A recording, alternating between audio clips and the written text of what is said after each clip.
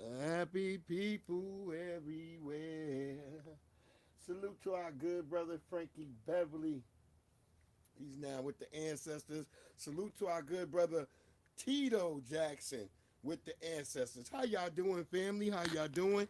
Let's get this music dropped.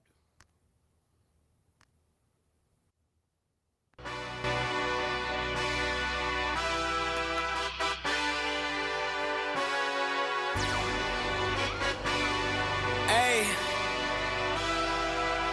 yeah, let's see how you do under pressure. Oh, yeah, I've been wanting this forever. I've been in the field with whatever they throw at me. Brush it off, pick myself up, moving on to the better. Okay, hey, yeah, ain't no errors, baby, it's a new era. I wake up early, feeling rich like I'm Kesha. I get to the paper, boy. Extra, extra. Walk with me, you know that I got it. Come with me, let's take a trip to the islands. We up on the jet, we'll do more than just fly on it. Stand on that hill, you gon' die on it. Boom, boom. Baby, I'm not one of them, you should try on it. Miss me with all that, I'm on it and next. Whip this up, I send you back to your ex. But good luck with that, this is big as it gets. Hey, let's see how you do under pressure. Let's see how you do under pressure. Give them a name to remember. Hey, let's see how you do under pressure. Let's see how you do under pressure. A moment can live on forever. Yeah. Oh shoot, they don't let me shoot a whole clip. Firepower in this coalition. We just turned the field into a demolition. It was desolate, but I had premonition. I was training for war, every exhibition, every extra mission, every enemy listening. Get off my dick, I got bad intentions. Make it right every wrong, and I'm back with a vengeance. I show you the ropes. Peace in my town, I can show you the coast. Up in the shots if they wanted to smoke. If you know, then you know. Suited up, my whole team do the same. Don't you forget who created the game. Ready for war, I was born with grenades. The trenches where soldiers are made. Let's see how you do under pressure. Let's see how you do under pressure. Give them a name to remember. Hey, let's see how you do under pressure. Let's see how you do under pressure. A moment can live on forever. Let's see how you do under pressure. Let's see how you do under pressure. Give them a name to remember. Hey, let's see how you do under pressure. Let's see how you do under pressure. A moment can live on forever.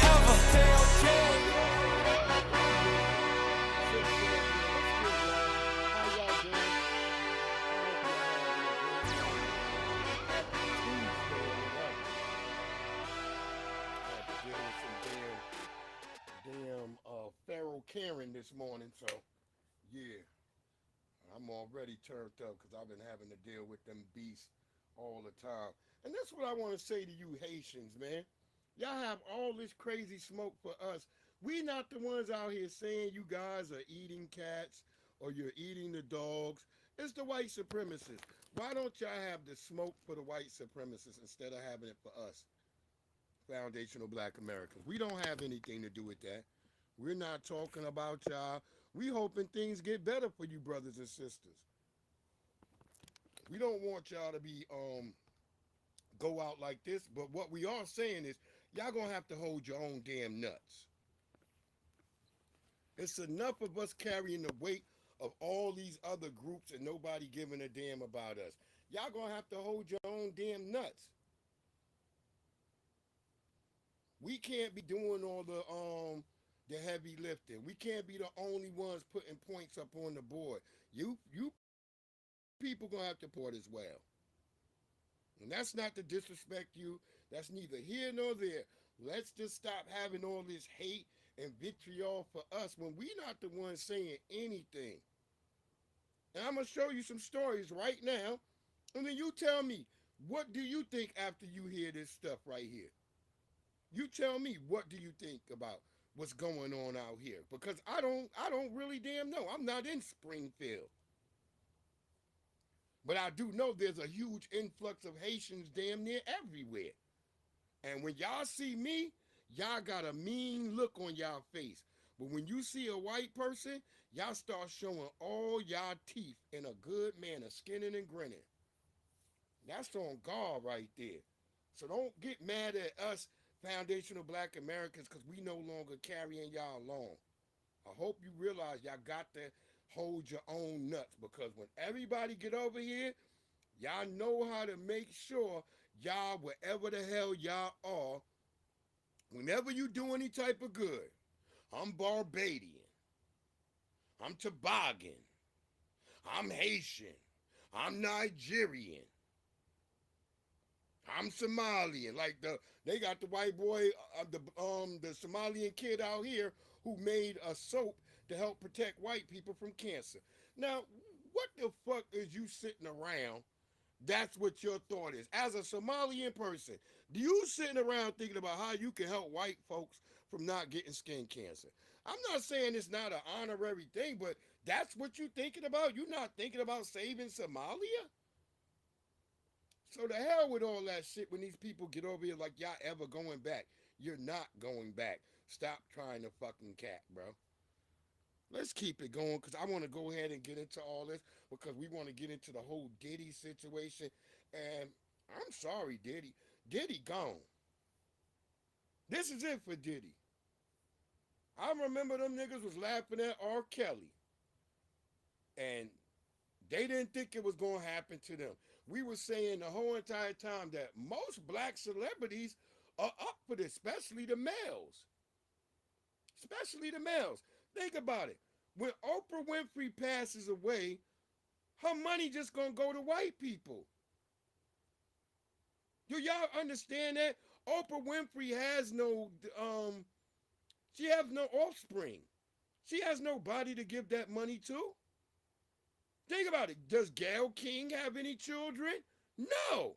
Y'all didn't start noticing that all the black people they've been putting in front of y'all for the past 30, 20 years. Where's Roland Martin kids? Do Roland Martin got kids? Hell no. Do Joyless Reed, does Joyless Reed, who's not a foundational black American, but she likes to try to insert herself into our business, but does she have children?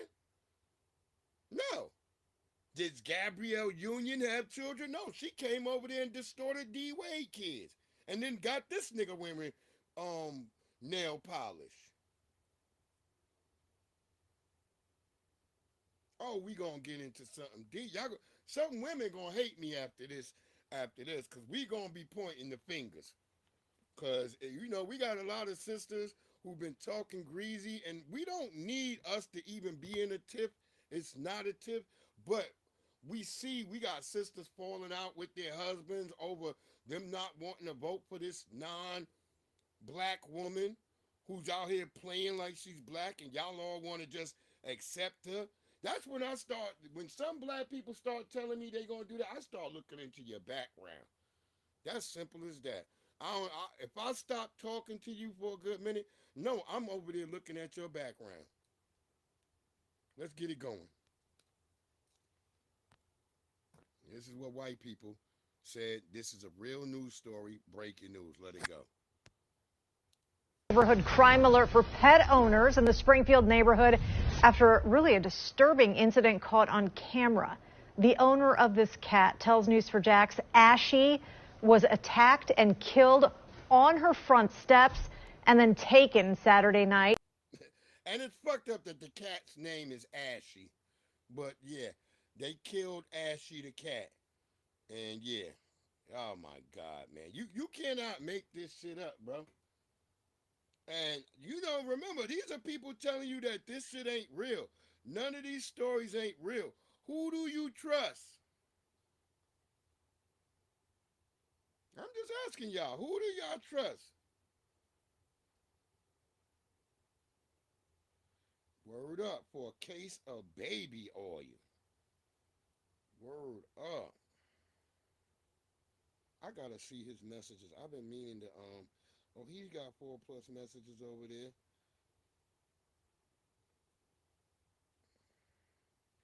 Yeah, it wasn't. We gonna try today.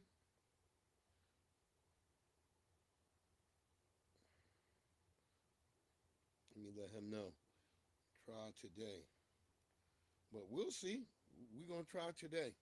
We live right now. Bring your asses on.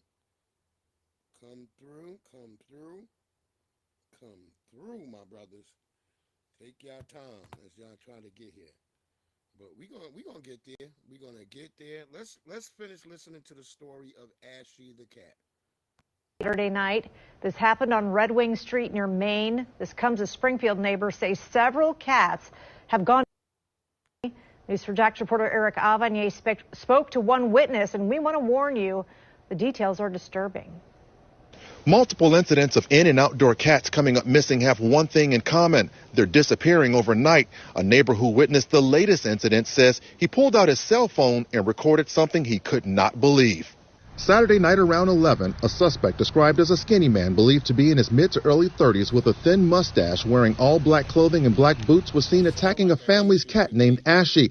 Carlos Spencer witnessed the incident while sitting in his car across the street. He says Ashy was sitting on her owner's front steps when the man first walked past the home and placed a white tarp on the ground. And he came back and started coaxing the cat, communicating with the cat. And once he put his hand up, he just grabbed it.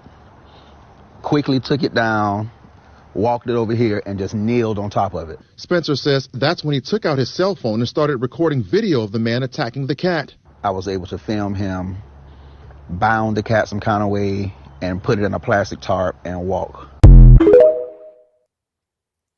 Now, did y'all hear that? We're going to play that one more time because y'all people out here playing with us, and there are people documenting and seeing this shit go down.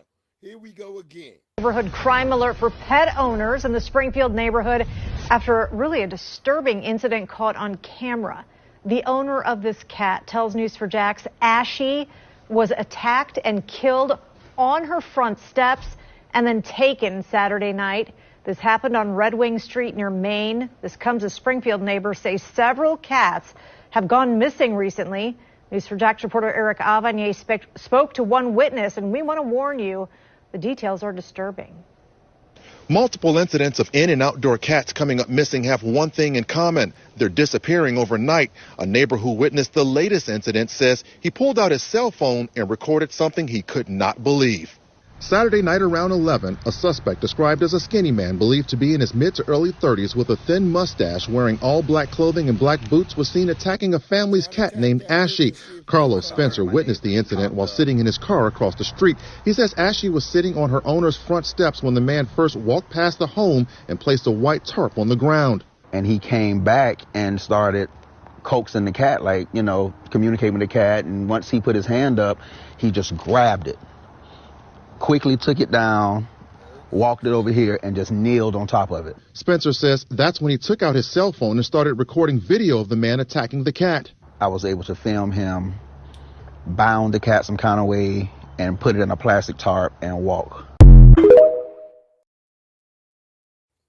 That's right there, bro.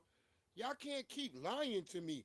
That's a dude right there saying he videotaped a dude in Springfield, Ohio, steal somebody's cat, bound it into a fucking plastic. Hey, Bayou Sugar, how you doing, beloved? I appreciate you so much. Appreciate you so much, Bayou. Appreciate you. I was over there when y'all was chatting the other night. I was in there. I was in that joint. I don't know if you saw my message, but I was over there. I'm always tapping in. You always gonna get a like and a heart from me, beloved, and I appreciate you back. But this is a real story. For those, if you just want to see it, I'm gonna play it one more time because I don't want people to think I'm making this stuff up. One more time. Neighborhood crime alert for pet owners in the Springfield neighborhood after really a disturbing incident caught on camera.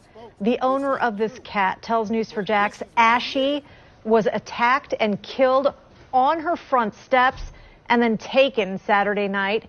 This happened on Red Wing Street near Maine. This comes as Springfield neighbors say several cats have gone missing recently. News4Jax reporter Eric Avanier spoke to one witness, and we want to warn you, the details are disturbing. Multiple incidents of in- and outdoor cats coming up missing have one thing in common. They're disappearing overnight. A neighbor who witnessed the latest incident says he pulled out his cell phone and recorded something he could not believe. Saturday night around 11, a suspect described as a skinny man believed to be in his mid to early 30s with a thin mustache wearing all black clothing and black boots was seen attacking a family's cat named Ashy. Carlos Spencer witnessed the incident while sitting in his car across the street. He says Ashy was sitting on her owner's front steps when the man first walked past the home and placed a white tarp on the ground. and he came back and started coaxing the cat, like, communicating with the cat. And once he put his hand up, he just grabbed it, quickly took it down, walked it over here, and just kneeled on top of it. Spencer says that's when he took out his cell phone and started recording video of the man attacking the cat. I was able to film him bound the cat some kind of way and put it in a plastic tarp and walk. And that's in Springfield, Ohio. That's not us making this shit up. That's right there. That was on the local news.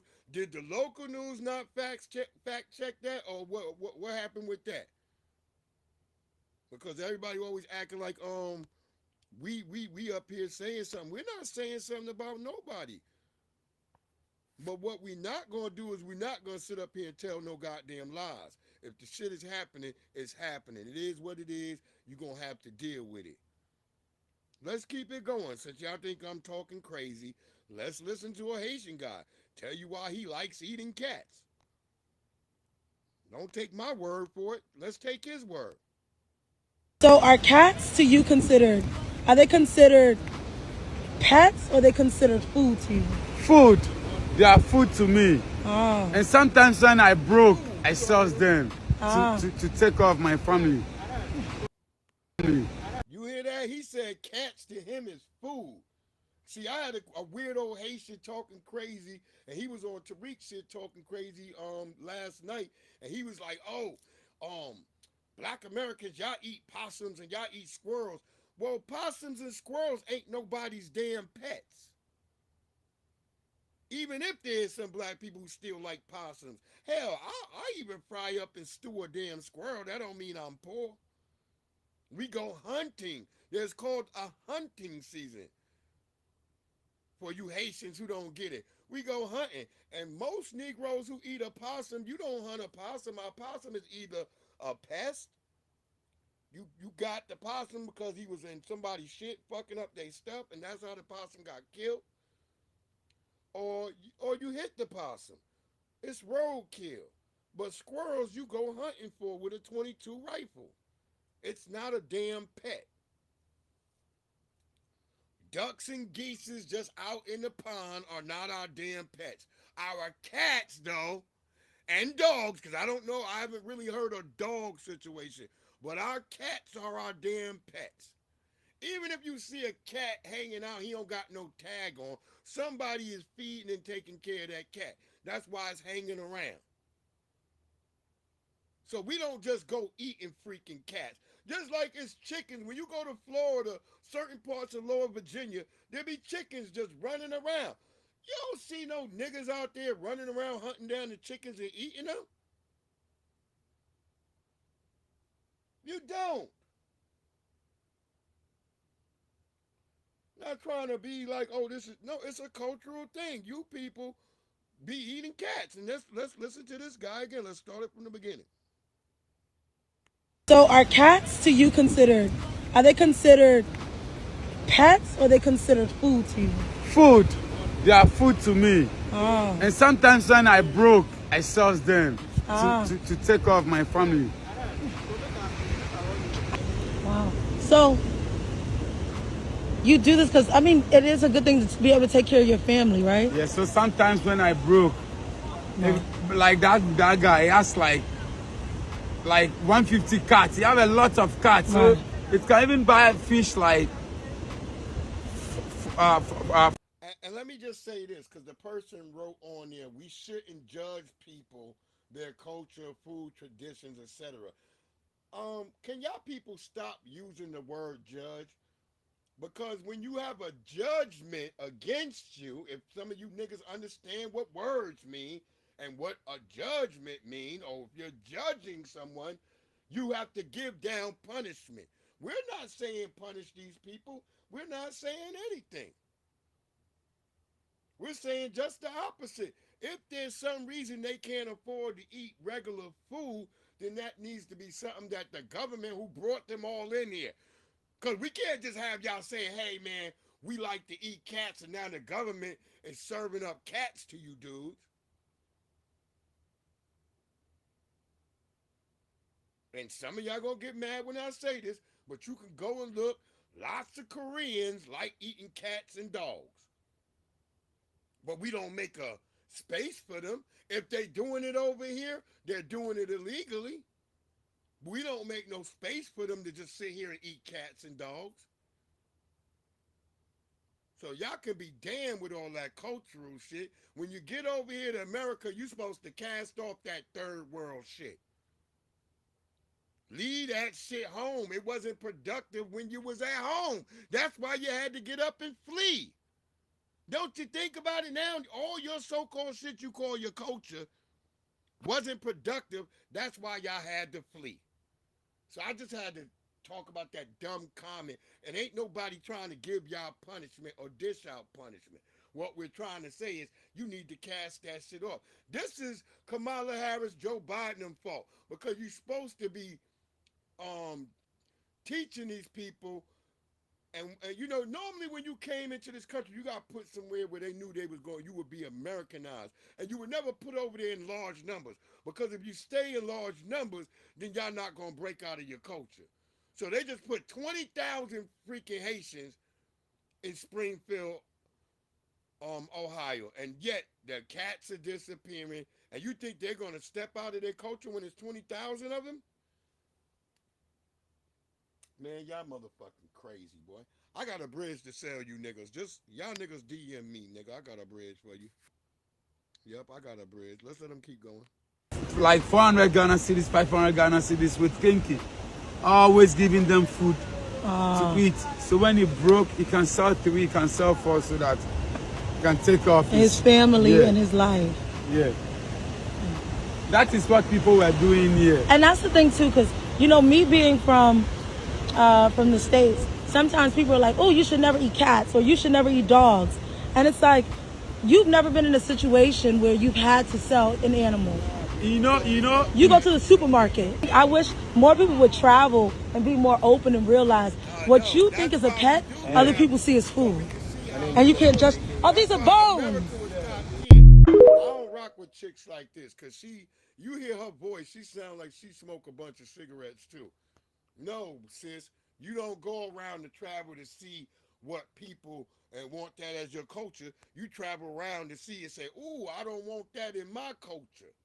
Bitch, we America. We was top tier. A chicken in every goddamn pot, ho. Not no cats. Not no dogs. We don't need to see that. Go to China and Korea right now. They over there beating the brakes off their own folks to teach them to stop eating cats and dogs.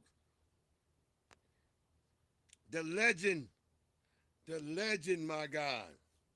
Yo, I like that joint you did over there with the brother over there with the gatekeeping and all that. Yeah, I was listening to that the other day. I still got to finish the last part of it.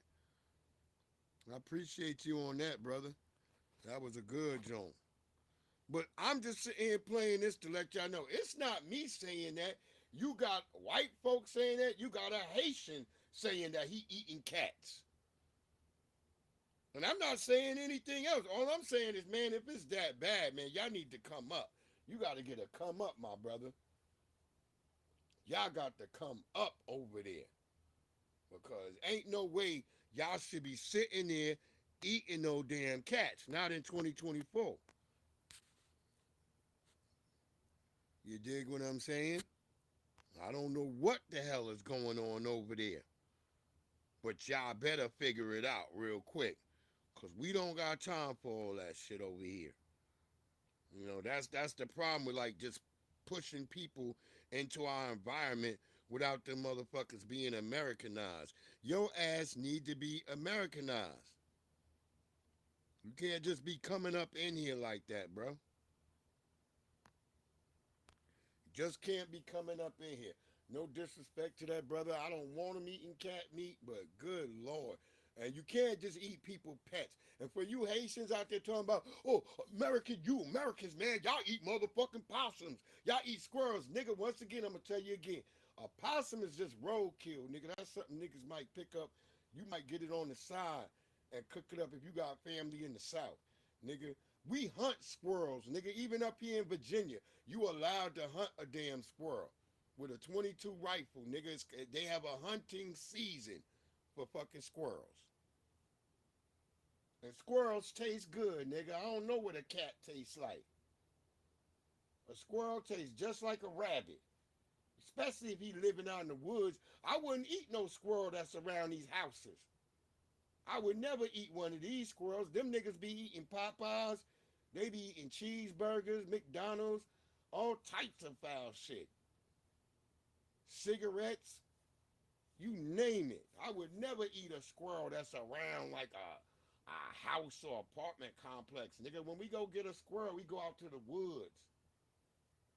See, the squirrels in the woods, them niggas don't even know us. Them niggas is out there like, what the fuck? But they know, they kind of know, like, hey, these niggas got them sticks. They got them sticks that make fire. They got them sticks that make fire. So them squirrels know they get the fuck on. They be like, oh, hell no, here these niggas come. So they know. So it ain't the same as you niggas talking about you eating a damn cat or something, nigga. Telling me 10%.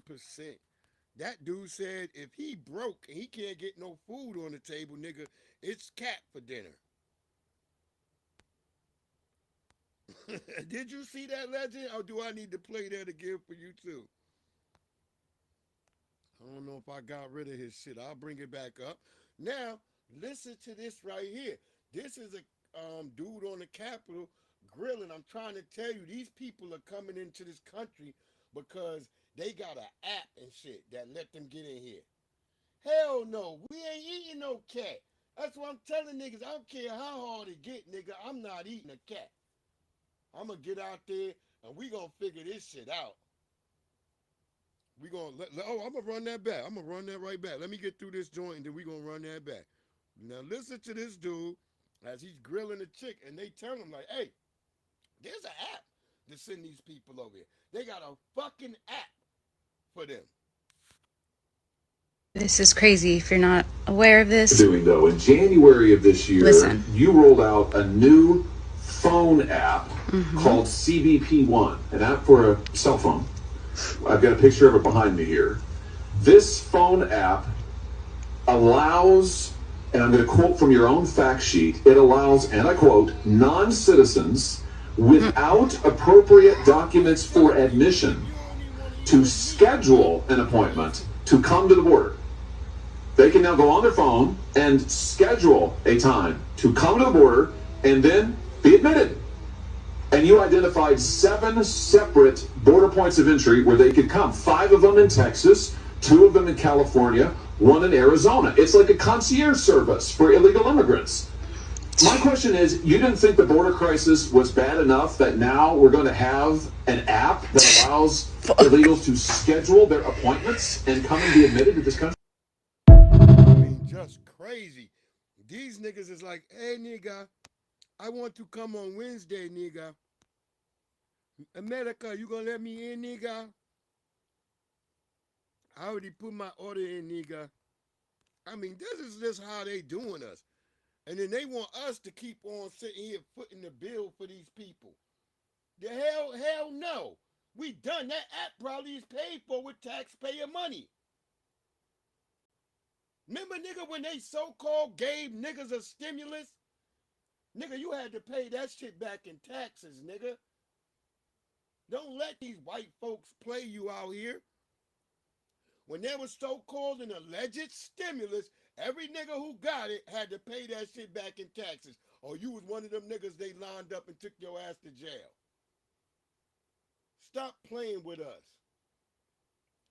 We didn't get a goddamn thing free ever. They don't give us shit free.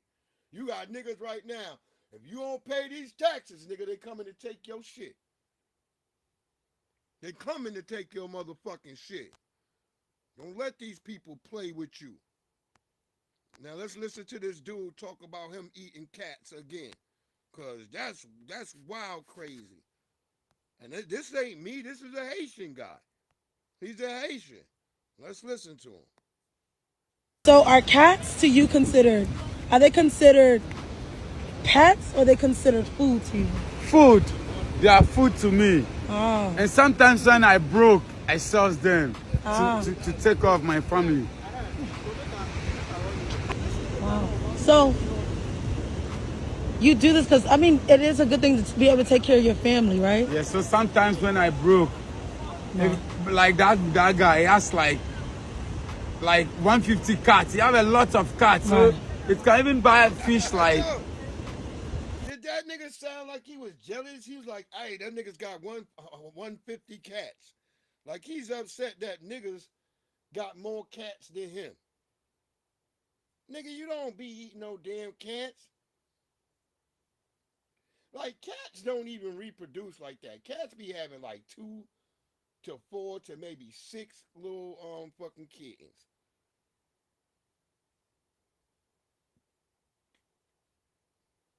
Y'all niggas should be eating rats. They have like 30, 40 babies. Exactly. Why ain't they going fishing? They probably ate all of them too. They probably ate all the damn fish. Or let the Chinese or whoever come over there knock them over the head and take it. Because they don't have no smoke for these people. And as I say, what that sister got pointed on here, we shouldn't judge. It's not judgment. Judging, we're just critiquing. It's called critiquing. Judgment comes with punishment. Know your words, family. A judgment comes with a punishment. When you face a judge, what are you getting? A punishment or non-punishment. When we critique somebody, we're not punishing you. We're just saying, hey, bro, you don't gotta eat no damn cat. Cats is like family now. Niggas go to space with cats. Niggas is like on ships with the cat is part of the damn crew. Cats go eat the damn mice and shit that might give your dumb ass a disease. Y'all never thought over there in Haiti that might be y'all problem? You're eating a divine animal? Because in Egypt, they had all types of reverence and stuff to cats. Statues all over the cats.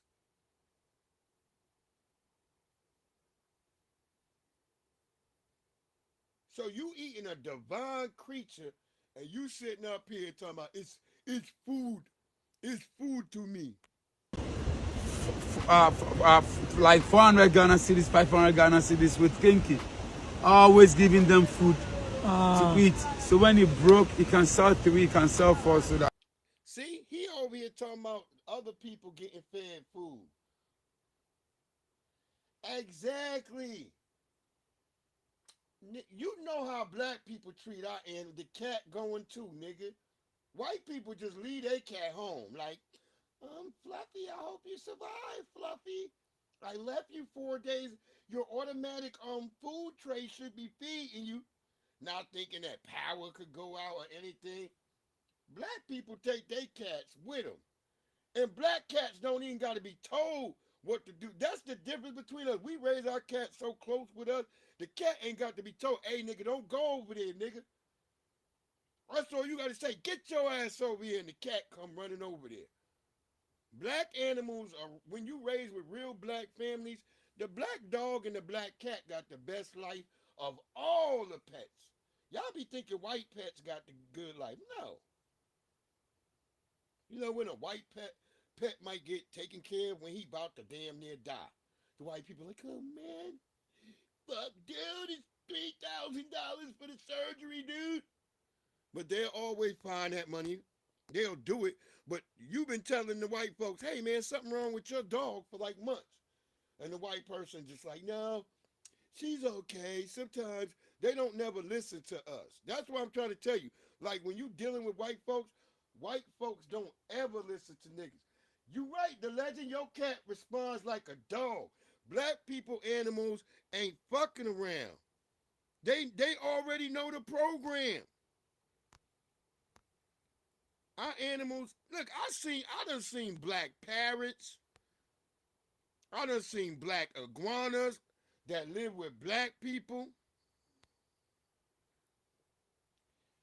I remember I used to walk my iguana like a dog. I used to walk him down the street like a damn dog. My nigga had a harness, everything.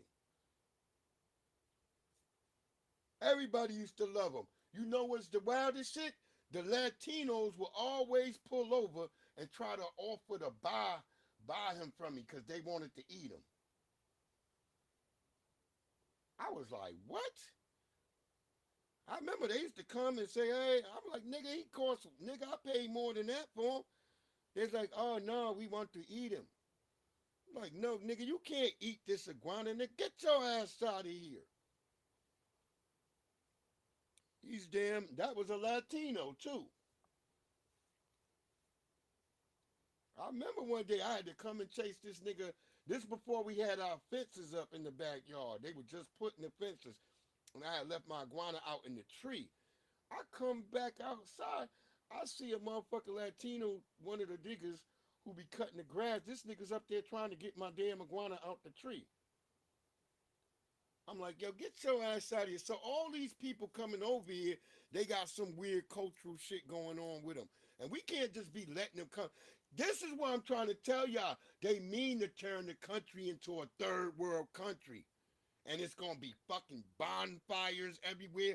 Go look at them videos in New York. They got niggas cooking guinea pigs up on the goddamn shopping carts. Yeah, I done seen plenty of niggas with raccoons. I'll be mad at niggas in Philly for having them raccoons too.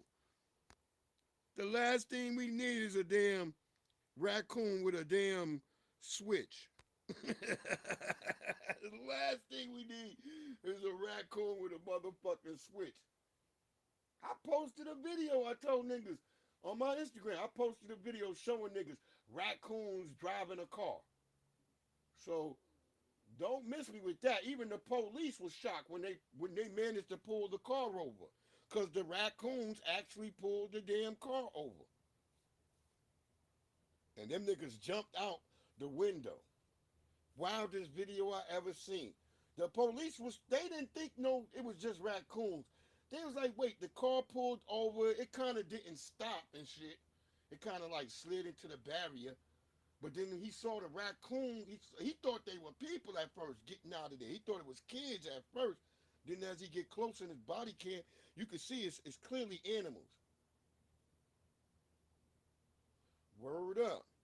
Them motherfucking raccoons was in there driving the motherfucking car. They got a whole documentary to show that all them animals be talking to each other. Like animals got a secret language that they understand amongst animals. Word up. And the raccoons is the criminal of the niggas. The raccoons is the number one criminal. At the end of that documentary, them white folks is like, man, if a raccoon really do start all this shit, and that's what I'm trying to let y'all know. So Haitians have the goddamn smoke for these people, man.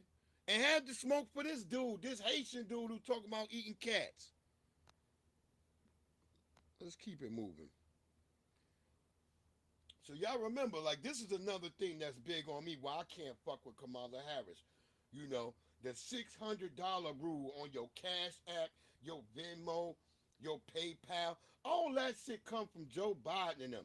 They always trying to find another way to tax the shit out of us. That didn't happen under Trump. Trump didn't tax none of this. Let our sister cook.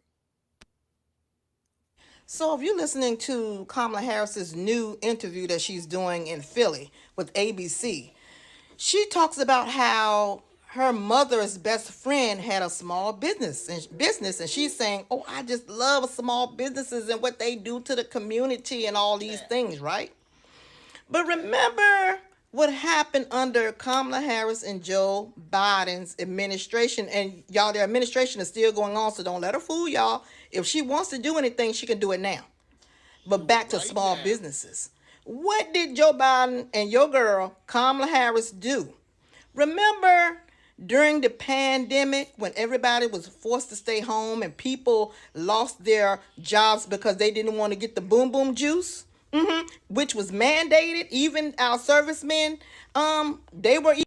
Yep, and then we showed that we know how to really get out here and figure it out on our own. What did they decide to do? They decided to tax you on your money. This is how foul these people are. And your money they tax you on, that you out here as a American businesswoman or man is out here getting that hustling. They taking your money and giving it to illegal immigrants. and you not mad yet? The fuck is wrong with y'all, man? They were even let go. They were even fired because they didn't get the boom boom juice that was mandated by your girl Kamala Harris I lost and my Joe job at Biden. the nursing So home what indigenous because black I Americans were couldn't take doing, all and that shit. other Americans as well, they started doing home businesses. They Yep. started braiding hair and Shit, selling doing all barbecue. kinds I of started little selling making barbecue. flowers or making jewelry, or they were driving Lyfts and driving Ubers. Everyone was out there making their own way in this pandemic economy that we had back then. So it was a rule that if you made $20,000, they would send you a 1099 so you could be taxed. But what did Joe Biden and Kamala Harris do? They found out that we were all making our own way and that they weren't getting a piece of the pie. So they said if you make $600, they came up with the $600 rule and said that if you were getting paid via Cash App, Venmo, or PayPal, they want their piece of the cut. That is what Kamala Harris and Joe Biden was doing. So how in the world she's for the small business owner when she wants to tax you if you made $600? $600 isn't even a lot of money. But we were out here making our own way.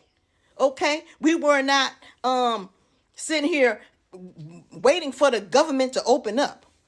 Now, the 1099 And if we made $600 or over, the 1099 form was for if you made $20,000, legend. Since she just broke that down, she explained how the 1099 form, if you made 20,000 or more, they sent you a 1099 form. But where she's saying the $600, I'm looking it up right now. They lowered it down to $500. So they took $100 off. So they taxing you niggas on every little bit of $500 you might get through your Cash App or you might get through your Venmo. Exactly. Man, these people are wicked and diabolical. This is what I'm trying to say. There's no way I could vote for this lady. I don't like everything Trump say. That's why I'm saying if you're a real righteous person, the right path is not to vote for either one if you're a real righteous person.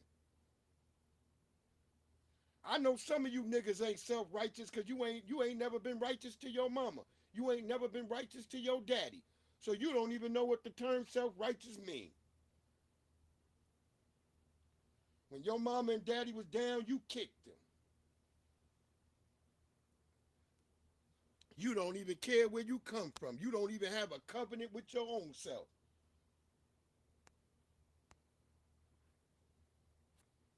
These people out here taxing us on our hard work and stuff to give it to illegal immigrants. That's what it was about.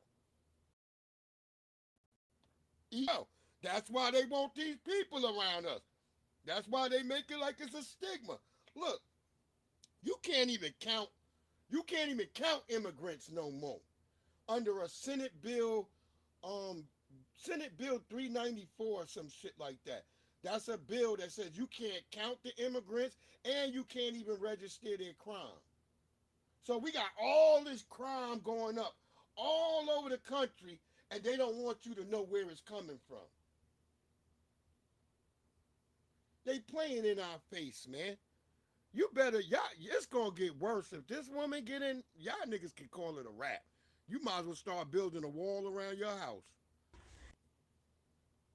they wanted to tax it. So don't believe Kamala Harris when she's talking about she's for the small business owner. Okay, she's manipulating you. Like I said, most of her policies are for the undocumented people.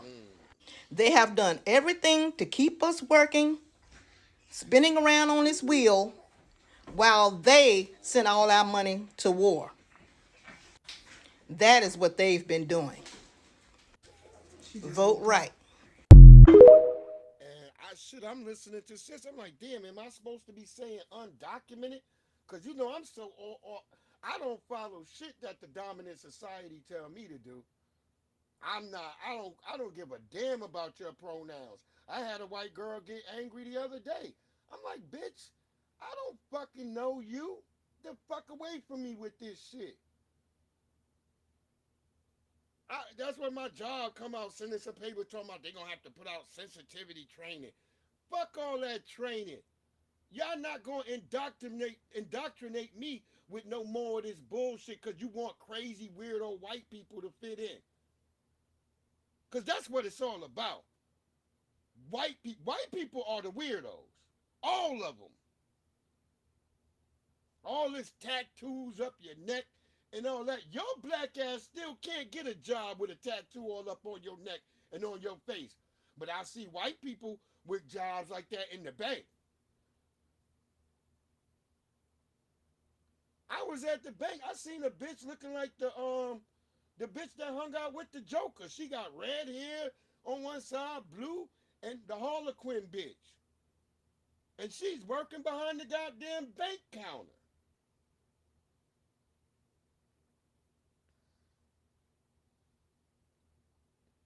Y'all is crazy.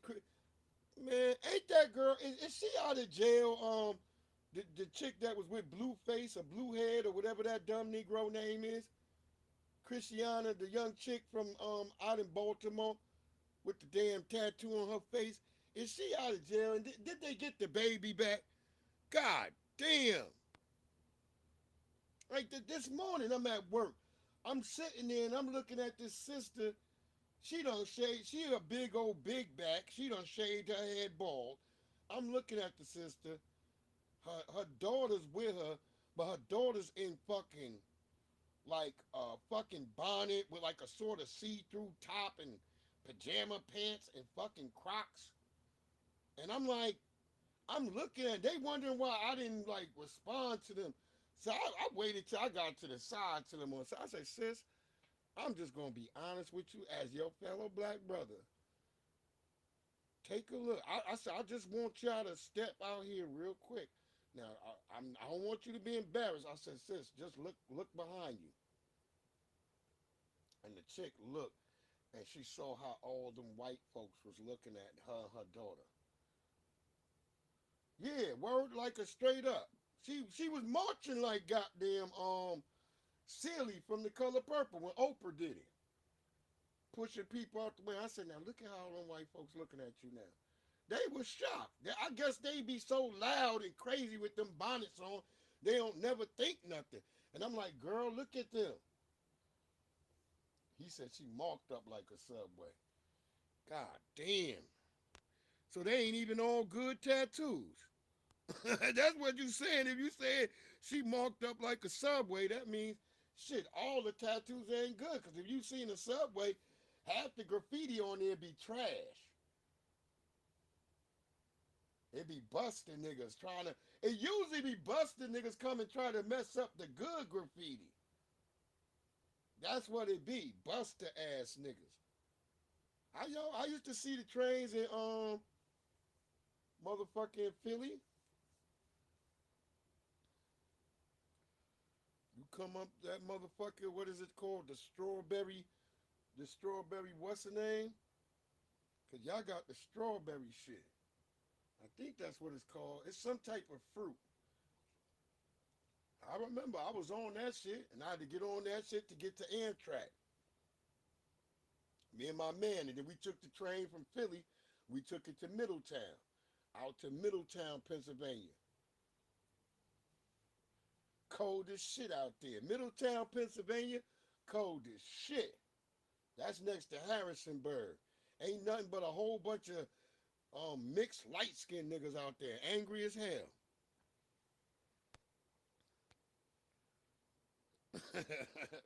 For real, go out to Middletown of the legend. Ain't nothing but a bunch of angry light-skinned niggas. I'm talking about niggas lighter than you. I'm talking about the mixed niggas with them afros. Them niggas be pissed.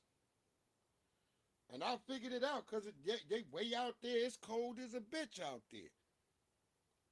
Harrisonburg, boy.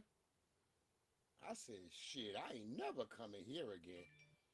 Fuck these mountains. I don't want to be around no damn mountains. Fuck all that. Our sister kept it 100 on it. Let's keep it going because I don't want to keep everybody too long. We got other people going. It's so many people. Oh, here we go. Here go that Third World NYC. Here we go. Nah, yo. is getting crazy. What is that? Pig? Guinea pig. Guinea pig? Oh, no. Guinea pig. Oh, I no, thought he said y'all. little. That bitch sounded like look vicious. She's like, oh no, they got a freak of the week. She's sitting up here. They eating guinea pigs, bro.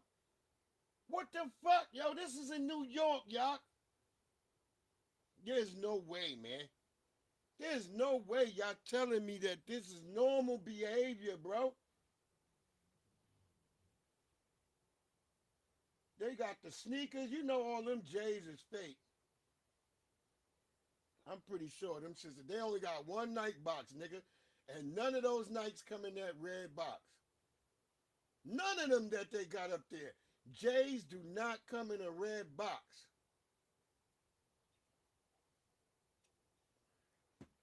The more premium J's, your shit gonna be in a black and gray with a silver cap around the top. Or a gold one, depending. And then any other of the little lesser J's, they'll all be in just a black box. Don't no J's come in a damn red box. I don't see no sneakers up there that should come in that red box. For sure. I'm a sneaker aficionado. That's what I do. When I'm not dealing with bullshit ass politics because my people being tricked out in this bitch by a woman who ain't fucking black, that shit be driving me insane. I got people getting mad like, oh, why you say she ain't black? Because she ain't, nigga. She said it herself. The hell is wrong with you Negroes? She been on shows on Hulu talking about how Indian she is, and then you got niggas like, well, that's them Pan-African niggas. That's why I've been telling niggas, I ain't no Pan-African. I hated black medallions. You should have always been rocking gold, nigga. Buddy, all in my face. But that's what I'm going to say, because I always feel like Pan-Africanism was a one-sided love affair. We was doing all the Pan-African shit. We was the one loving Africa. Them niggas wasn't loving us. Them niggas came over here and started telling us, oh, nigga, let me tell you something, nigga. You're not African, nigga. It was Africans telling me that I wasn't down. There you go. Yeah. See, I'm a sneaker. I'm a footwear aficionado. That's what I get involved. Cars, footwear, clothes, fashion. If you go, that's what my page was. Just gardening, food, footwear. Clothing and all that type of shit. But then I start seeing what's going on with the effeminization of motherfuckers, the demasculation of black men, the trying to turn our children into things that they not, the invasion of the border. Because y'all forget, more black niggas didn't barely get popped into Trump. Niggas will say, because all you niggas who act like, man, when Trump become president, Trump already been president. Some of you niggas like to forget and live in a different world. Because that suits your fucking opinion. But Trump already been president. We lived under him. Nigga, ain't nothing happened. Niggas was still here at the end of the day. But you sit here with Kamala Harris, nigga, we might not be here in 5 years if you let this bitch keep on going. All these Venezuelan gangs. Let's not just mention the Venezuelan gangs because the white people like to bring that up. But we got Chinese gangs. You got Vietnamese gangs.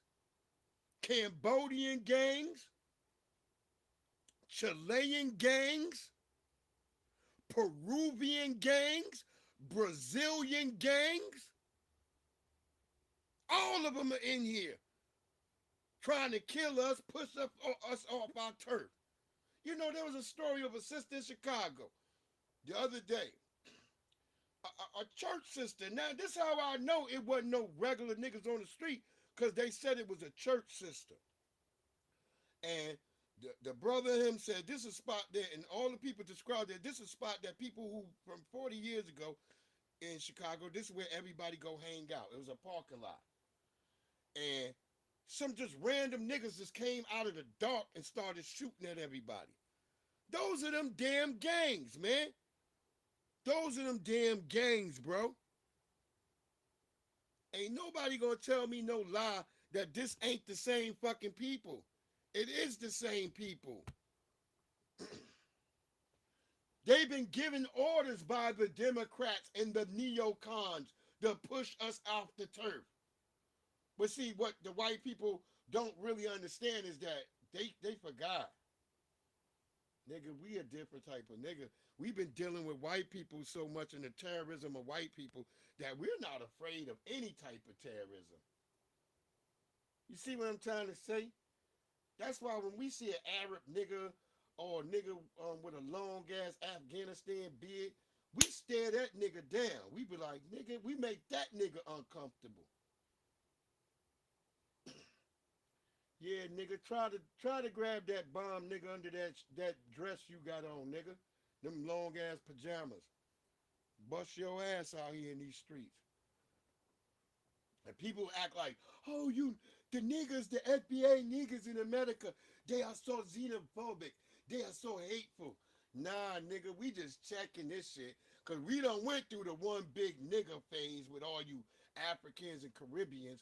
And then they went and threw the goddamn black and brown shit on top of us. Yeah, I'm telling you they are, legend. I'm telling you they are. Why the police never catch these niggas? I started thinking that shit like 4 or 5 years ago. I started saying, why the police all these shootings and they never catch it? I said either one, it's either the police or either they done brought in some type of immigrant gang that they use. Because that's why I say the police and criminals go hand in hand. We've seen that with Kofi Orleans. We've seen that with a lot of different niggas. That the police, them niggas was informants. When Kofi Orleans went terrorizing all up down fucking from down here in Virginia to DC, I think he even went into Philly and Brooklyn. All that shit up there. Kofi Orleans. Go look that nigga up. You gonna find out that nigga was a damn FBI agent.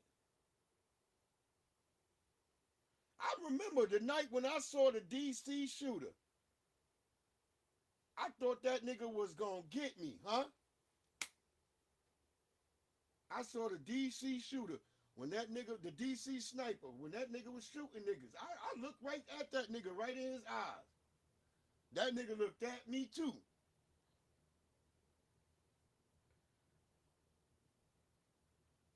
Me and my wife, we hadn't even got married yet. We just hanging out together. And we like, oh, she's like, is that the guy? I'm like, yo, yeah, that's him. The DC sniper. He looking at us. And we saw the little young nigga that was with him too. That little bussy fight. And that nigga turned out, that nigga was a tether. The DC sniper was a foundational black American. The nigga that they let him stay alive, and he in jail right now in Virginia. And he a bussy-fied nigga. That nigga was Caribbean. That nigga was from Barbados. I said, don't that make sense that you got a brother, he's with this Caribbean nigga, and yet they keep the Caribbean nigga alive, but they shot that brother? Lee Malvo, yep. Lee Malvo was a tether. Remember, Lee Malvo started talking about the brother was raping him and all this other stuff afterwards. I'm like, I don't think that brother was doing none of that. He was trying to train your dumb ass to be a sniper, but you was out here on that. Allow me to enjoy myself. Allow me to enjoy myself. Allow me to enjoy myself. This nigga was on he was on a vacation trip. Because we now know, if you go watch the story about it, the DC sniper, we now know that Lee Malvo called the police at least 3 or 4 times. So that nigga snitched on that brother. And he probably the reason why the brother didn't complete his mission in the beginning. Yep, sassy pants, nigga. Yeah, he was. I remember when I saw him, and I said, "Is this guy gay?" And I was like, "Well, I guess." I said, "I don't know." It turns out, yeah, he is sassy, and that's why he loved being in jail. That's why I say he more scary than you think. Cause he the one shot all them other people. He's the one who actually shot all these people. The brother who's the sniper, he actually didn't shoot anybody. He was just trying to kill his ex-wife. That's what he was trying to do. He was trying to unalive his ex-wife. He didn't never shoot none of these other people. It was Lee Boy Malvo who came out with the yeah, because I'm remembering his whole real name now, Lee Boy Malvo. I'm remembering how they was calling him in the news.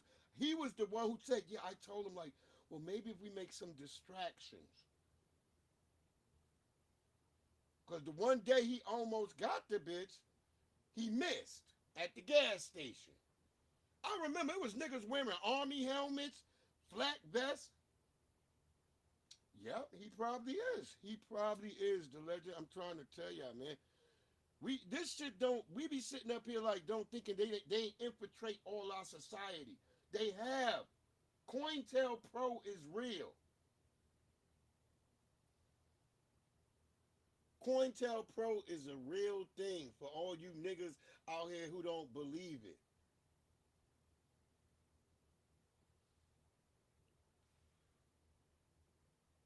See, with white supremacists, they don't have to have COINTELPRO. They just have the motherboard. People say, wait, what's that? The motherboard. That's just everything that's entitled on the internet. So if you're a white person, you saying wild stuff, they already see you on Reddit. They already watching you over there on Discord. Exactly, the legend. They bit this ain't nothing new. Ain't none of this shit new. Ain't none of this shit new. Only goofies think any of this shit is new. And that's usually what lets me know that you're probably a tether. Yeah, niggas are scared of the information. That's how when I hear niggas say, man, you make, as soon as the niggas say that, I start looking up your background. I don't even waste time. I just be like, look, let me see who this nigga is, bro. That was our biggest mistake, not always checking niggas who was around us.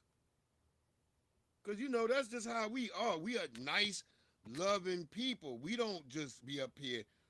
We don't try to kick nobody down.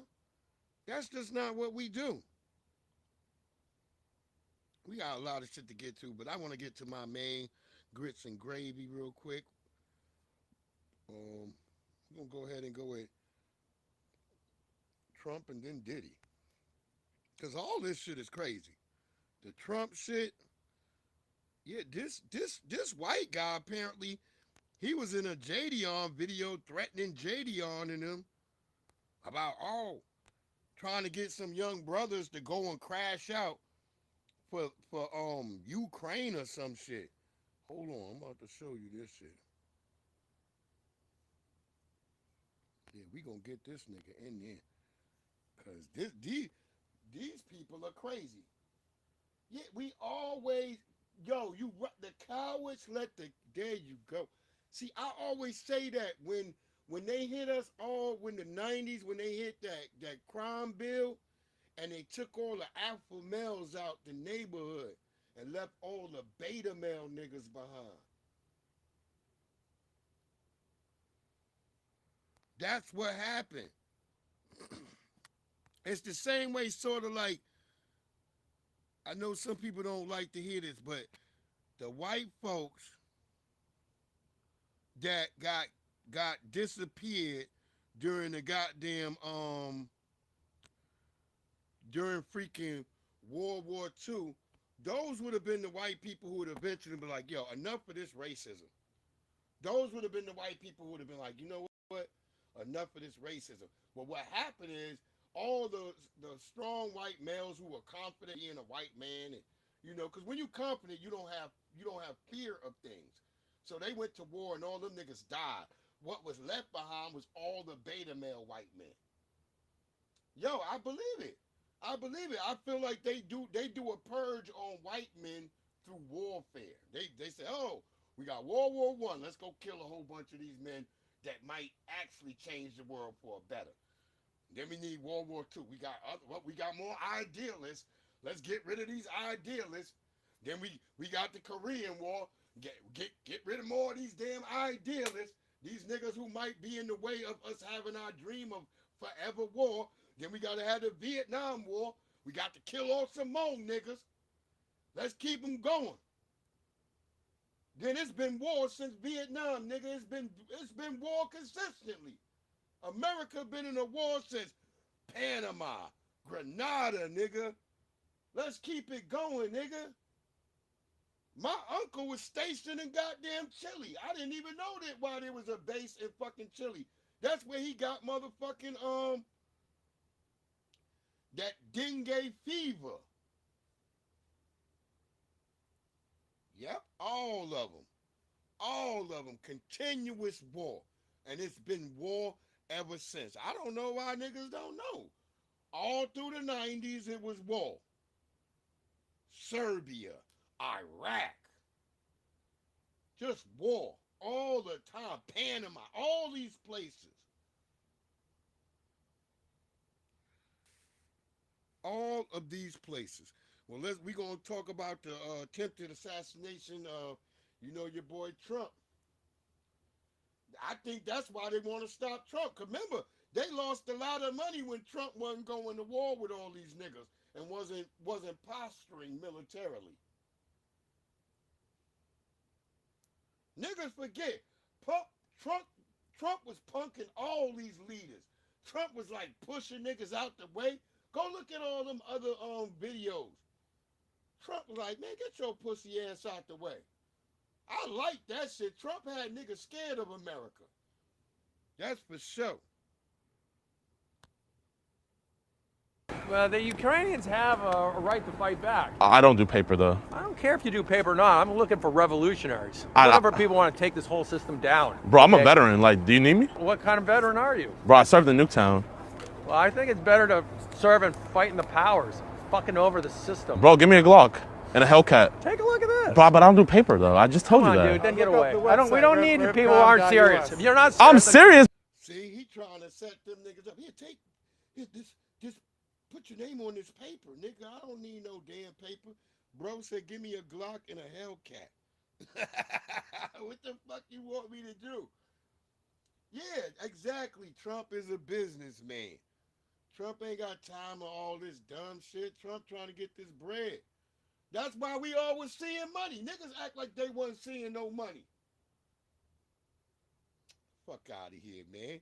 I didn't hear no niggas crying when Trump was president. The gas prices wasn't up. Trump was browbeating all them niggas. Iran, all them niggas was like, they didn't fuck with Trump. They was like, oh, he's unhinged. That's what everybody was acting like. Like Trump had his finger over the goddamn nuclear missile launcher. I don't give a fuck what y'all say. I'm not saying, hey, I'm for him, but I loved America when Trump made America feel great again. It felt like the 90s, my nigga. It felt straight like the 90s. And so, yeah, these brothers done had a run-in with that crazy guy. It looks like it's almost during the COVID time because they got on their mask and shit. But I don't do paper, bro. You're literally killing the environment. We're moving on. You go ahead, have your lunch.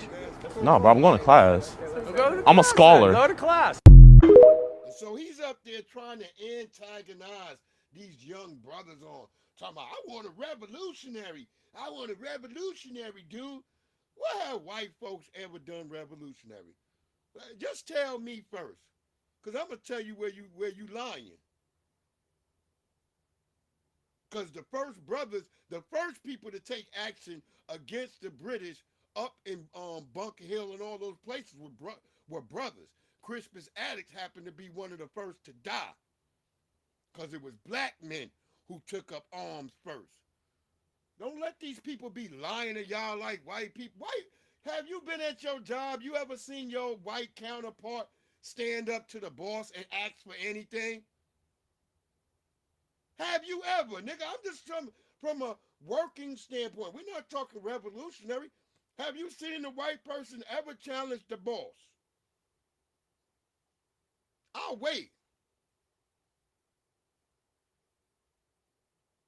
Because it don't matter if it's hospitality, retail, nursing, home and health care services, all the type of businesses, psychology, everything I worked in my lifetime, in my years, the white people never stood up for nothing. You know what they did? They come and tell me, hey, Terrence, the boss isn't such a, because they know I used to, especially when I was young, when I was real young, I would be stupid. I'd be like, what the fuck? All right, I would take up the battle. Then I started getting wiser. Because I started noticing I'm the only nigga getting fired. I'm the nigga getting fired, and then I go back and I see them niggas got all the stuff that I was up there yelling about. And then the white people like, oh, sorry you left, man. No, you fucking not. No, you fucking not. Set my ass up to be the damn beast of burden, and I get shot in the field. I'll never tell me. I've never seen, I worked many jobs. Especially when I was young. Because like I said, when you young, you don't give a fuck. You, especially when you black, you tell these, man, fuck you crackers. You walk off that job right then and there. You don't be sitting up there taking those shit from white folks. Go watch some of these Gordon Ramsay shows where you got white people talking about, we haven't been paid. We haven't been paid in such and such month. You ain't never heard a bunch of black people sitting around at a job and they ain't getting paid? Man, y'all crazy. That's some white shit. And then white people always have some excuse like, well, she's like family to us. That's how y'all like family to treat y'all? Abuse you? You like to be abused? This is why they like immigrants. This is why they like the immigrant class so much too, because they like to be abused. Well, let's tell you about this, because we not playing around. Because we getting through this guy, and then we gonna show you who these folks is right after we deal with this guy. Because we're not gonna keep playing no more. People not gonna sit up here. I'm not gonna listen to women talk shit about black men like we some dregs of the society, like we done so much to harm anyone. Now, ain't no lesser two evils at all. It's evil is evil, nigga. I don't do evil. Soon as somebody tell me it's the lesser two evils, I'll be like, well, shit, count me out, nigga. I don't do evil. I don't even do any version of evil. Fears are growing that Donald Trump's suspected shooter had help from the inside when he allegedly tried to take the former president's life. Trump's golf game was reportedly not on any public schedule, fueling concerns as to how Ryan Ruth got into his Palm Beach club. The alleged gunman who moved from North Carolina to Hawaii sparked questions about how he was able to plot this from out of state. How did he drive down there? How did he know when the former president would be there and come within his potential line of sight? The Republican nominee has already raised questions about the first attempt on his life 2 months ago and about dark forces trying to take him down. Well, what I heard is the white guy was camping out in the bitch. The nigga was living up in the woods. He looked crazy. Look how crazy he looked. That's a crazy white boy. But they already Fears are growing that Donald Trump's suspected shooter had help from the inside when he allegedly tried to take the former president. And they already talk about banning guns. They're not even talking about, hey, maybe we should stop radicalizing crazy old white guys. They're like, nah, we gotta start banning these guns. Exactly. That's why I said when I hear a white guy talk about a revolutionary, what was you revolutionary about? Remember, nigga, When y'all went to have your tea party, nigga, you dressed up like black people. So the British would have thought it was the Indians. See, don't let them always trick you. Man, we had the Boston Tea Party, but you couldn't go up there as a white man and do it.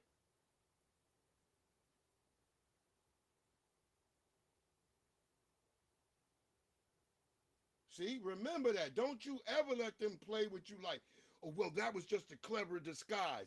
No, nigga, you was trying to throw the heat off yourself. Because when the British came the next morning, the white people tried to say, well, it was them Indians. Not knowing the British had some Indians watching the whole shit. Let's keep it going. Because we gonna talk about this guy. And we now know that this is Ryan Wesley Routh. He is age 58. The images that you are seeing here are publicly available on social media websites. He went to Ukraine, went to the front lines, and he traveled there in 2022. He was raising money for the war effort. We know that he had been living in Hawaii as well as in North Carolina. In Hawaii, he was a self-employed, affordable housing builder. In North Carolina, he had been registered as an unaffiliated voter without a party in 2012.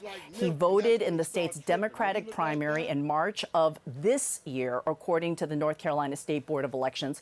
And he had contributed more than $100 to Act Blue. That is the website that processes donations for Democrats. And this is according to federal campaign finance records. They say he's an affordable housing builder. Look at how many good things they try to throw in there about this white guy. They tried to throw everything. When it's a black person, oh, they try to dig up everything. This white guy was so great, they tried to say. Fuck out of here, man.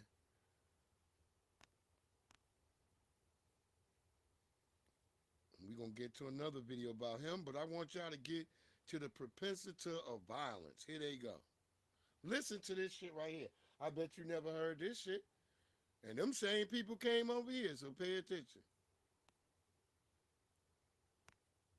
Beating your wife was too noisy, so in 1895 in England it became illegal to beat your wife from 10 p.m. to 7 a.m.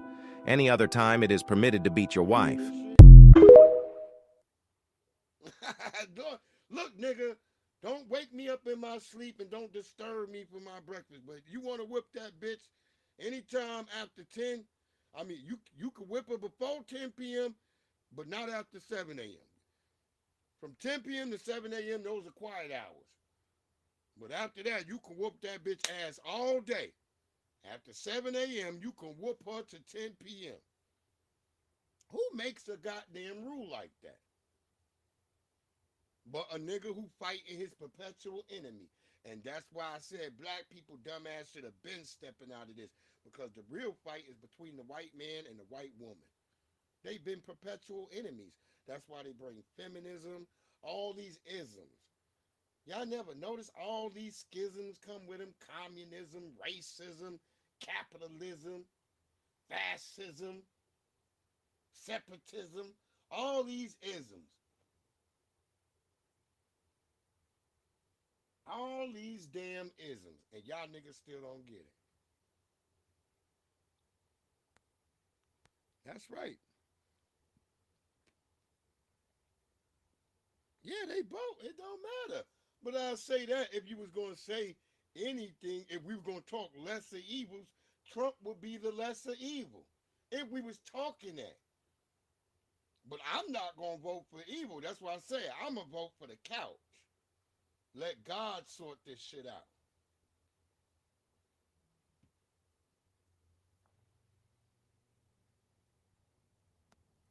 Because I do not support all this illegal immigration. I don't. They need to shut the border, close it up. All these people in here, they papering them up. They need to just stop it, yo. Just straight up stop it. I don't think we're going to get that one. Damn, I forgot I got to chop that shit up. Oh, I like this joint right here. We're going to get to that too in a minute. Just trying to finish up this damn crazed white guy so I can get his ass up out of here. I'm sick of him. And then we gonna get to the main. Well, to me, this is what I want to be getting about. Nah, we the Native Americans. We was the natives. The red Mongols, that's the niggas that was over in the Midwest to the west. That's where you get those Indians, the Mongoloid Indian. Which them niggas traveled over here too. So them niggas was immigrants as well. But when Henry Hudson first came and he sailed down the Hudson, this is like before all this Columbus shit. He sailed down the Hudson. He's like, God damn, the people are as black as night. He said they are mixtures of blacks and dark browns. That's what he said. Some of them even look crimson. That's why you get down to Alabama, you get Roll Tide, because those brothers and sisters where my daddy come from, they were all crimson niggas. But it was all black people. If you go watch that part in the Boondocks, they show you, don't you trust them new niggas over there. Don't you trust them new niggas over there. Don't you trust them new niggas. Don't trust them new niggas. Don't trust them new niggas over there. Word up. That's exactly what they was talking about.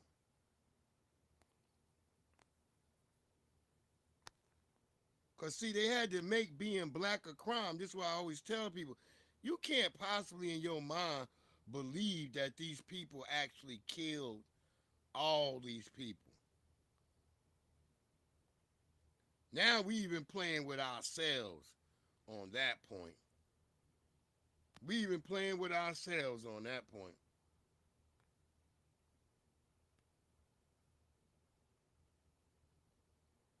Wait, let's go back.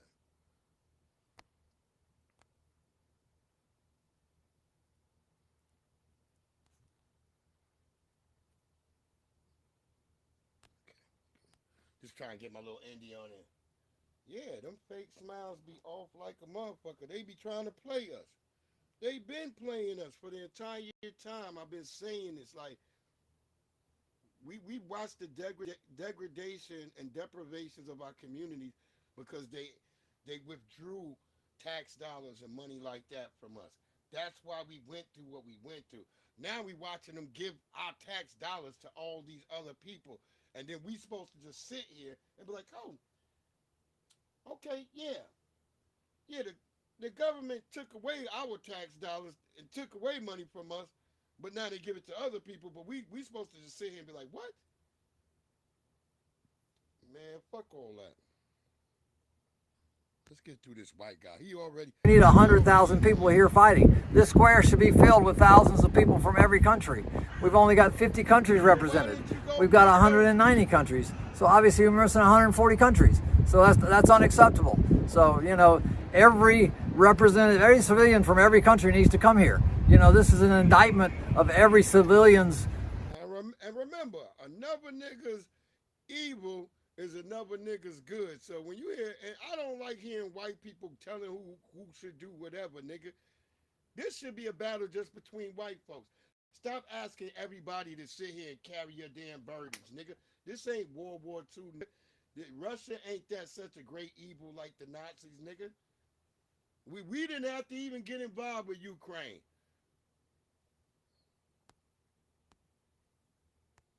We did not have to get involved with that place. But it shows you what type of neocon white liberal this white guy is, because he claims he's a liberal. Every civilian's good and evil compass. You know, if you're not here and you're sitting on your couch watching TV, then you're not doing the right thing.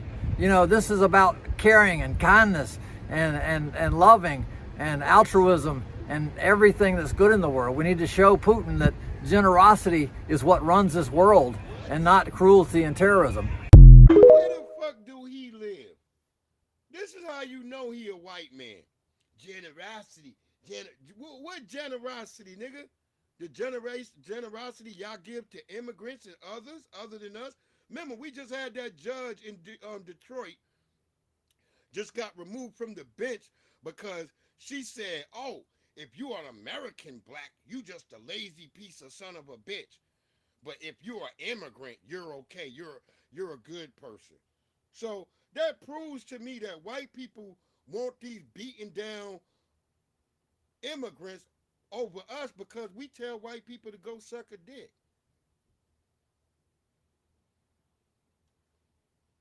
DYCK. We done told you that. Get the hell up off our bumper. We not doing what you want us to do. We done have Muhammad Ali tell y'all, what, go over there and shoot these non-white people for what? They ain't done nothing to me.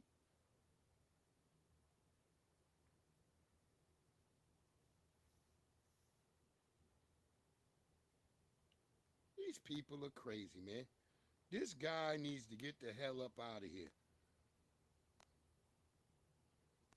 Talking about generosity. What type of world is he even living in? You got to be living in the whitest world ever that you talking about generosity. Nigga, what generosity is you talking about? You seeing what's happening and she's over there worrying about goddamn Ukraine. Why didn't you get all your sons and go over there like John Brown and go save the Ukrainians, nigga? Leave us the fuck out of it. We all don't want part of this shit. Keep it going. New details emerging about Ryan Wesley Ruth, the confirmed suspect in the second assassination attempt of former President Trump, who is now in custody after Florida deputies caught his vehicle fleeing the scene. New details being revealed about the second assassination attempt on former President Donald Trump and his would-be shooter. Now, I'm going to share with you the video footage so that way you can see it and hear it for yourself. And you're going to be hearing from the sheriff who's saying there's still a lot of unanswered questions. We don't understand how it is that he knew Trump's schedule, that he was going to be there golfing, how he was able to set this up, take time to maneuver his way around the wall of bushes, find a straight line of sight to the president. A lot of unanswered questions. Now, they said they did a great job of apprehending the individual, taking him into custody. We're going to be seeing as more details come out. But like I said, I'm going to share with you the video footage so that way you can see it for yourself. And if you appreciate the updates, take a second, hit the like button, show your support for former President Donald Trump and his safety in the comments down below. And also hit subscribe to stay up to date. And I've heard a lot of people say this is the second time that God has kept his hand upon Donald Trump. Let's go ahead and take a look at the video footage so you can see it for yourself. Now, I wouldn't say all that, nigga. I wouldn't say all that, nigga, like God is all for Trump, nigga. Y'all need to stop. Because y'all be making a mockery of God. God would not be... Look, maybe the universe like, hey, maybe this shouldn't have happened, nigga, but don't be acting like God got his hand on it, nigga. All you white Christians, y'all are really weird. I'm just gonna be honest with y'all. Y'all niggas is weird, my nigga. Y'all niggas is hella weird. Anyway, that white guy was a lunatic. Wait, what is that? I don't even know if this is connected to that. Let me see. I'll know in a minute, but we got my nigga about to be snapping on Kamala. Because the Indians, unbeknownst to y'all, Indians don't fuck with, most real Indians ain't fucking with no Kamala Harris. Bitch, they treating you like the bitch from Bend It Like Beckham. Remember that? Remember that Indian hoe?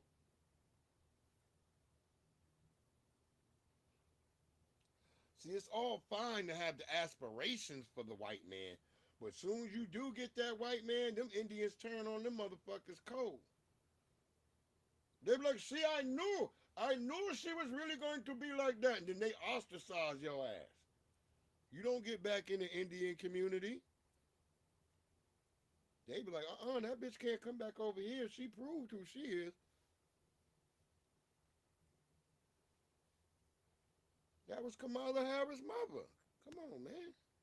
And we gonna win in 2024 because that's what I'm here to do. From Salem to Compton to Harlem, we gonna get everybody's votes. Yes, we can. Kamala, what are you doing? We have Indians in the crowd. You have to get the Indian vote.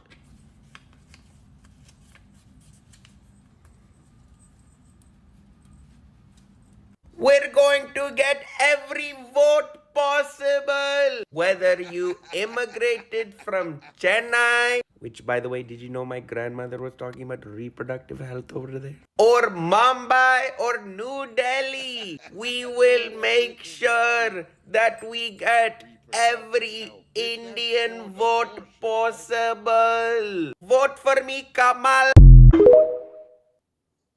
They sit up here and play like we don't know what abortion is.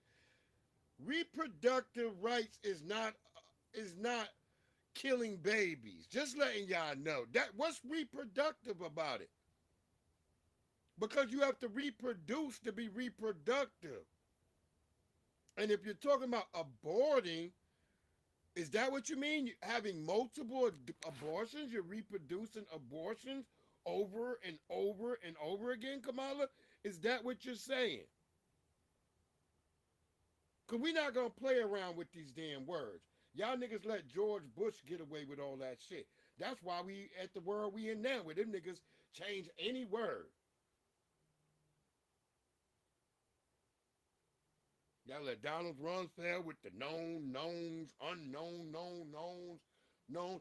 Y'all let a nigga just talk babble to y'all, and y'all was like, all right, why you think Kamala Harris stood up here and talk word salad?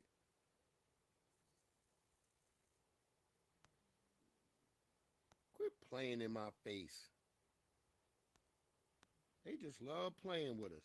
Oh, that's my brother Afro Lee. Yeah, I want to get Afro Lee before we get to over there.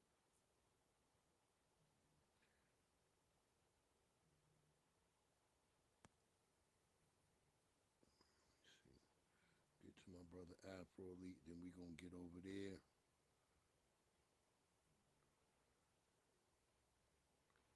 We was thinking about how the song "Murder She Wrote" was a song about anti-abortion, and a lot of people don't know or get that.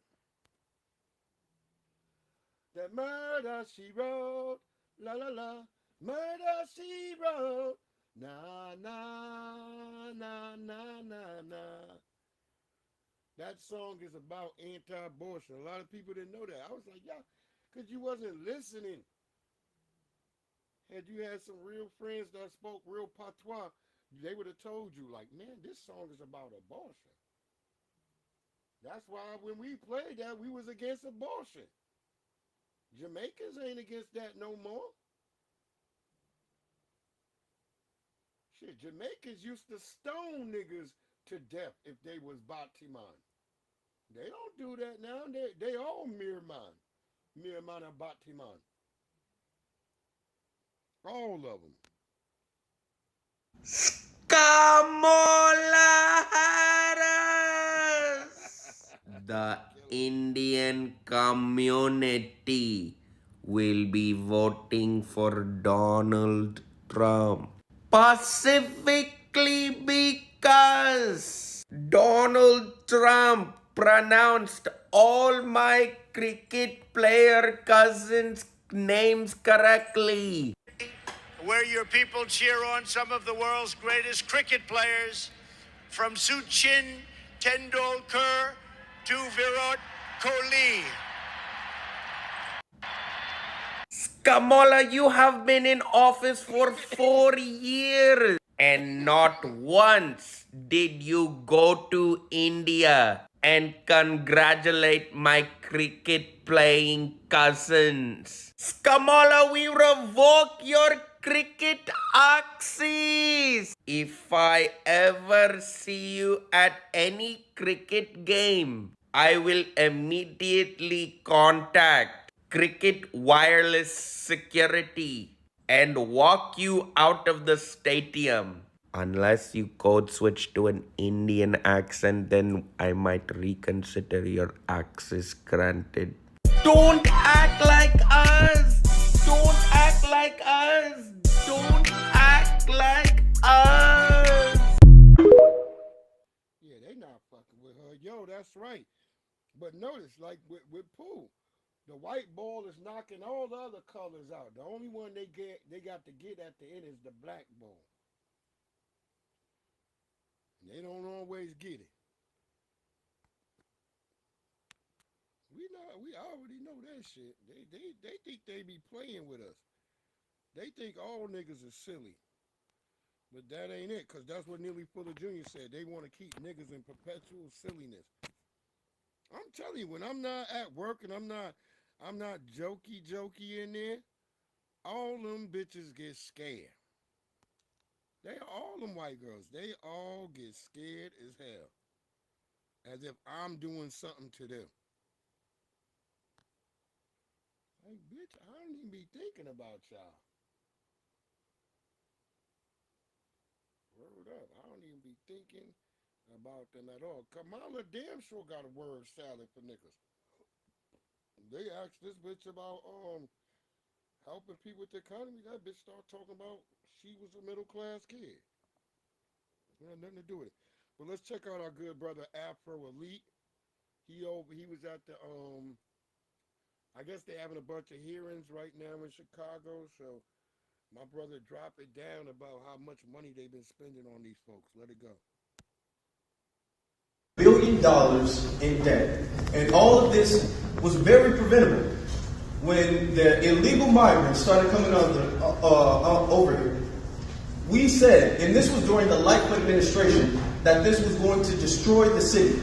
We've been coming here, we've been keeping track, we've been watching the millions of dollars that's been maldistributed to illegal immigrants who are not vetted.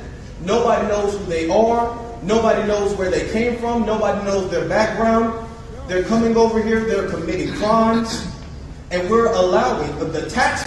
And let me just say this, nigga. You can't even just go use your old ID from last year. Think about that, my nigga. Just think about this. You're not allowed to use your own ID that you know that you got it from the DMV. They should just be able to scan that and let you get your new IDs or your new driver's license without you having to provide more information. You got people coming over here, they don't even know who these people is. They can say whatever name they want, and they putting it on a paper, they giving them an ID, they giving them a social fucking security card, they're giving them a new credit score. A new credit score. You know how fucking vicious it is to have a good credit score? Most black people didn't even have no credit, but were born with bad credit because where they were born. That's how wicked white people are. They will make a black person credit. That's what white people came up with. White people created credit. Credit used to be your honor and your word in the black community. So you could go to a store and the people know you always shopping with them. That was part of your credit. That was part of your credit right there. You shopping in that store all the time, them seeing you all the time, you paying for your shit all the time. And then one day you may need to get something that you might not got the money. That's what credit was for.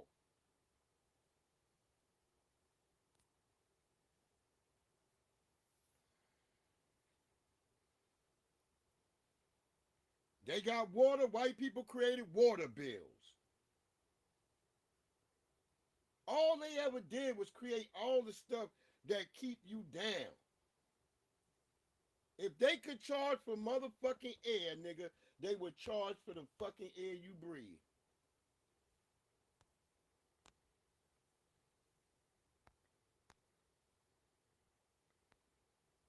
Just like I was just telling a dude in England the other day. Like, nigga, y'all can't even watch regular TV or real TV, nigga, without a subscription. You can't do anything. Y'all gotta pay y'all electric, nigga, by the meters when it's on, nigga. If y'all spend too much that day, it might shut the fuck off on your ass. Y'all niggas don't get it, man. Keep it going. Oh, I wasn't finished with Afro yet, right? Yeah, go Afro. The taxpayers have been coming over here complaining. The Democratic Party claim to be the party of democracy, yet the taxpayers, the citizens, the legal citizens have been coming over here and telling the government they need to stop this, that they're allowing people to come over here and terrorize the city. And yet they've been paying millions of dollars to them and telling us that they don't have any resources for us. We've been suffering. The rent has been going up. They closed down schools for our community, our children, our citizens, yet they reopened them to make them into shelters. They've been turning everything left and right into shelters for them. They've been using hotels for shelters. They've been using police stations for shelters. They've been using warehouses and abandoned schools for shelters. And they're sitting up here telling us that now... Yeah, Black. Go over there and check out my boy Afro Elite. Go check out Afro doing big things, man. I remember when I first saw young bro at the motherfucking rally for reparations, the first one. I knew he was going to be doing big things. I told him then, I said, you need to just get out and speak more, brother. Speak, speak, speak, and speak, young brother. I want y'all to get out there. We need all of us on deck right now. We need the generals. We need the sergeants, the colonels, the majors, the captains, the lieutenants. We need everybody on deck.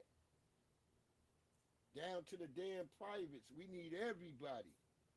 We in a wartime situation, black people. What part of that y'all don't get? They declared that they trying to replace you.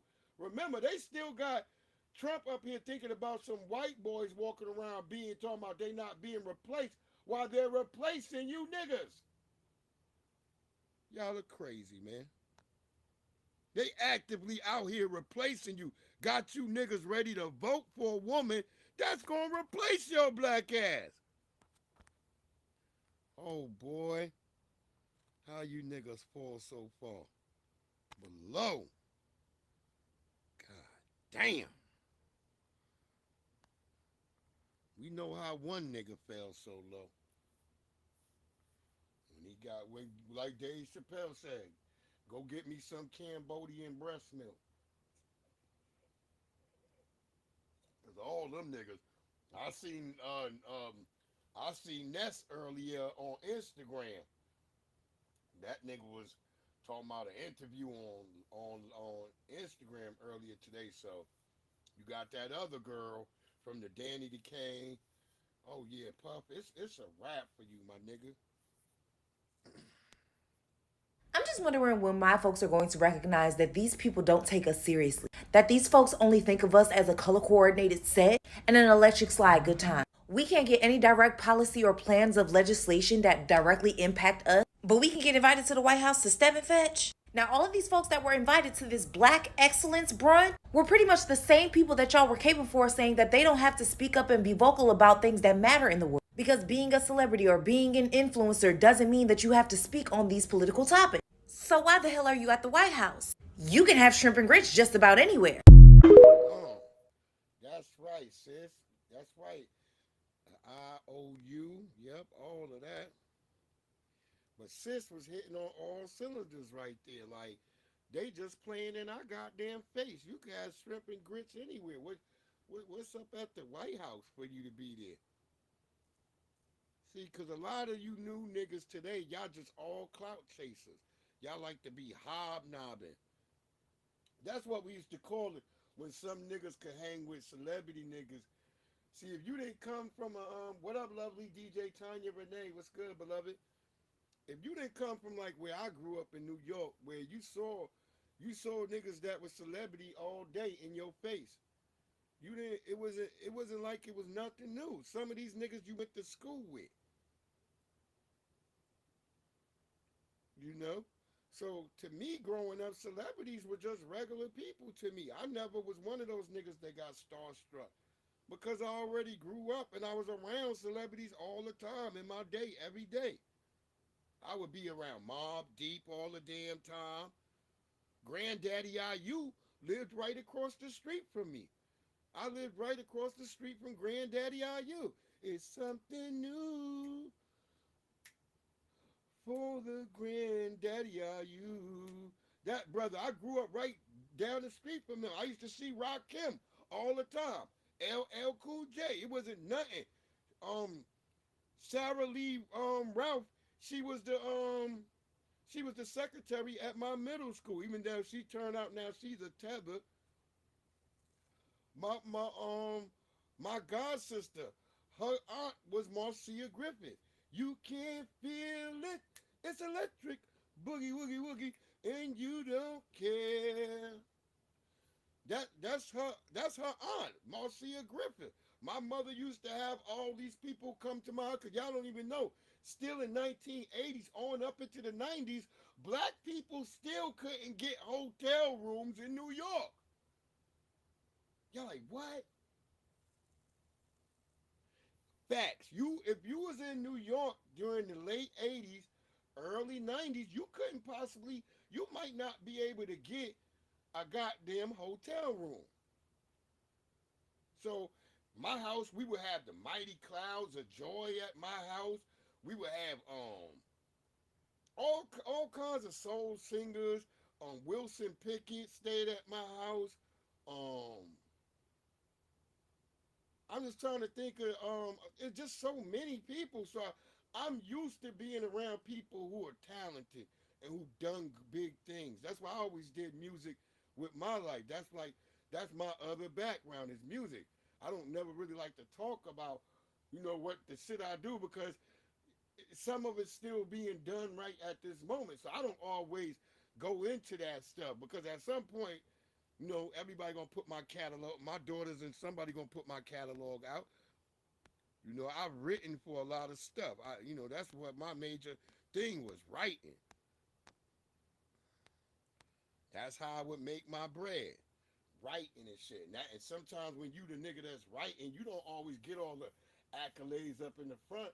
But when you see people enjoying your work, you be like, I'm happy with that. I'm happy. So for me, it was never like a big thing to like be around celebrities. Like I said, Puff Daddy, he's probably done. He came to my town, Hempstead, Long Island, and opened up his first club. He didn't open it in Brooklyn. He didn't open it in Queens. He didn't open it in Harlem. He opened it in Hempstead, Long Island.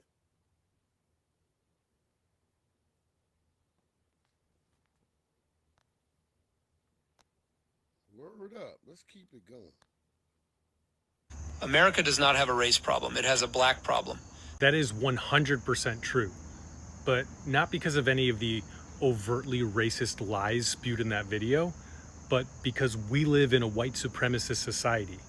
And when you live in a white supremacist society, any person or anything that refuses to embrace whiteness is a problem. And once it became clear that this nation could no longer codify anti-black racism, we've had to figure out other, more subversive ways to do it. In truth, the problem isn't black people. It is the utter inhumanity of white supremacy culture. And see, I say white supremacy so much, I felt y'all needed to hear a white guy say it.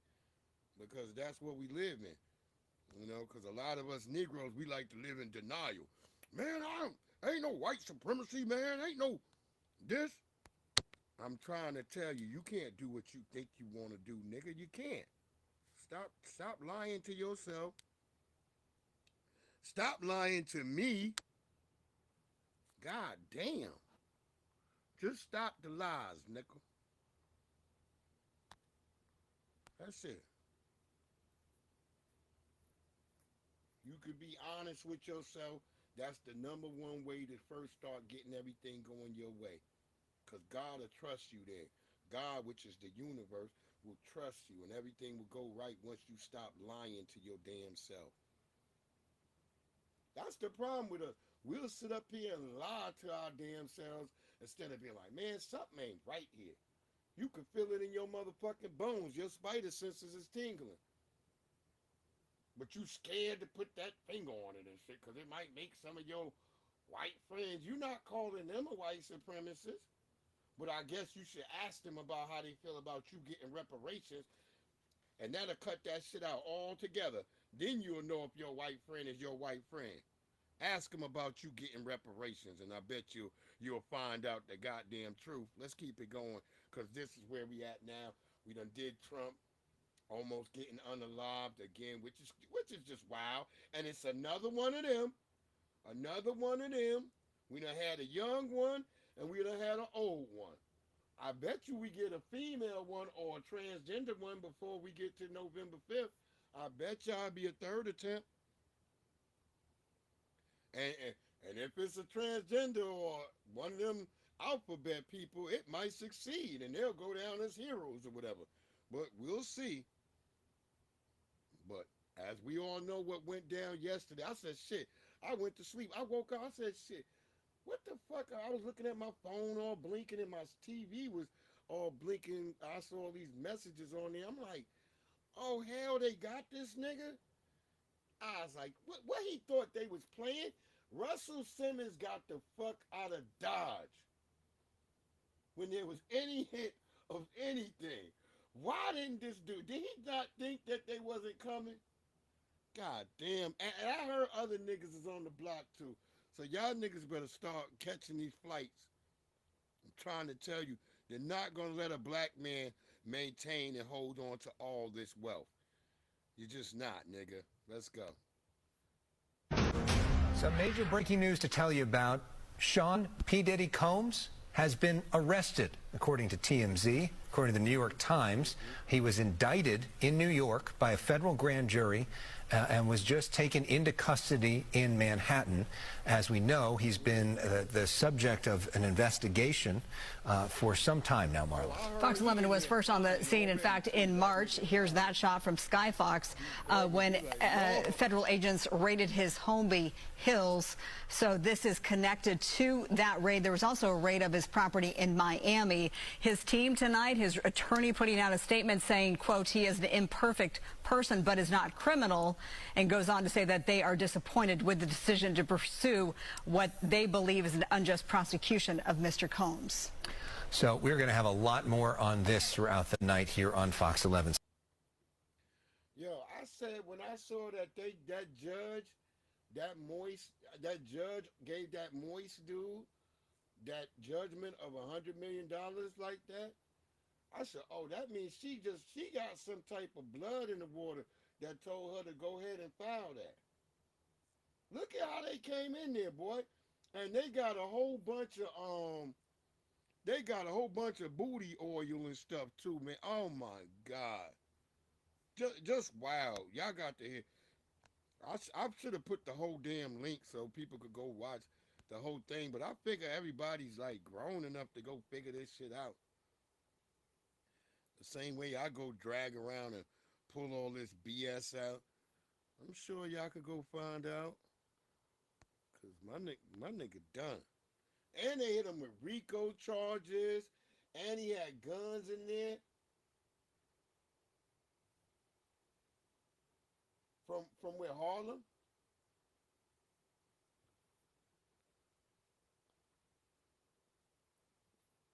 They got his ass, boy. They hit him with RICO. That's why I tell you, once they get you with them RICO charges, that's almost impossible. What's up, realest one? What's good, family? What's really hood? Shit, we in here. We already done went through a whole bunch of shit. Haitians and cats. Trump almost getting unalived. And we had a Haitian saying he eat cats for food. So don't cap on me with that whole they don't eat cats. They eat motherfucking cats, bro.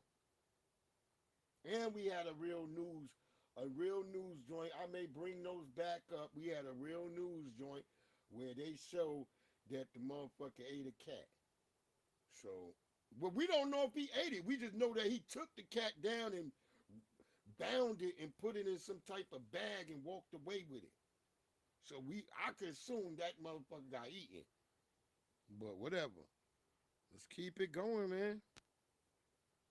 His attorney directly that he has been arrested. I am hearing that even his attorneys are not clear on what these charges are at the moment, but he was arrested tonight in a Manhattan hotel. He is currently being processed.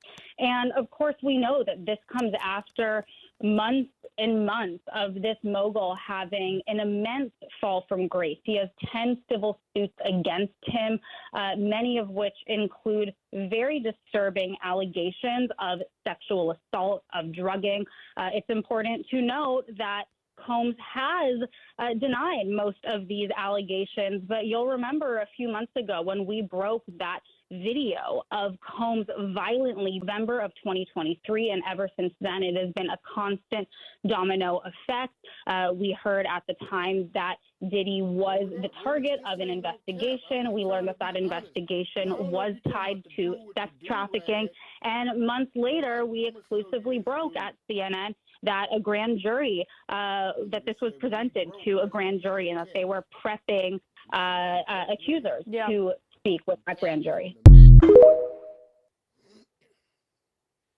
said, oh my goodness. That nigga said, I can't feed my family. I have to eat cats. Like, nigga, stop having a bigger family.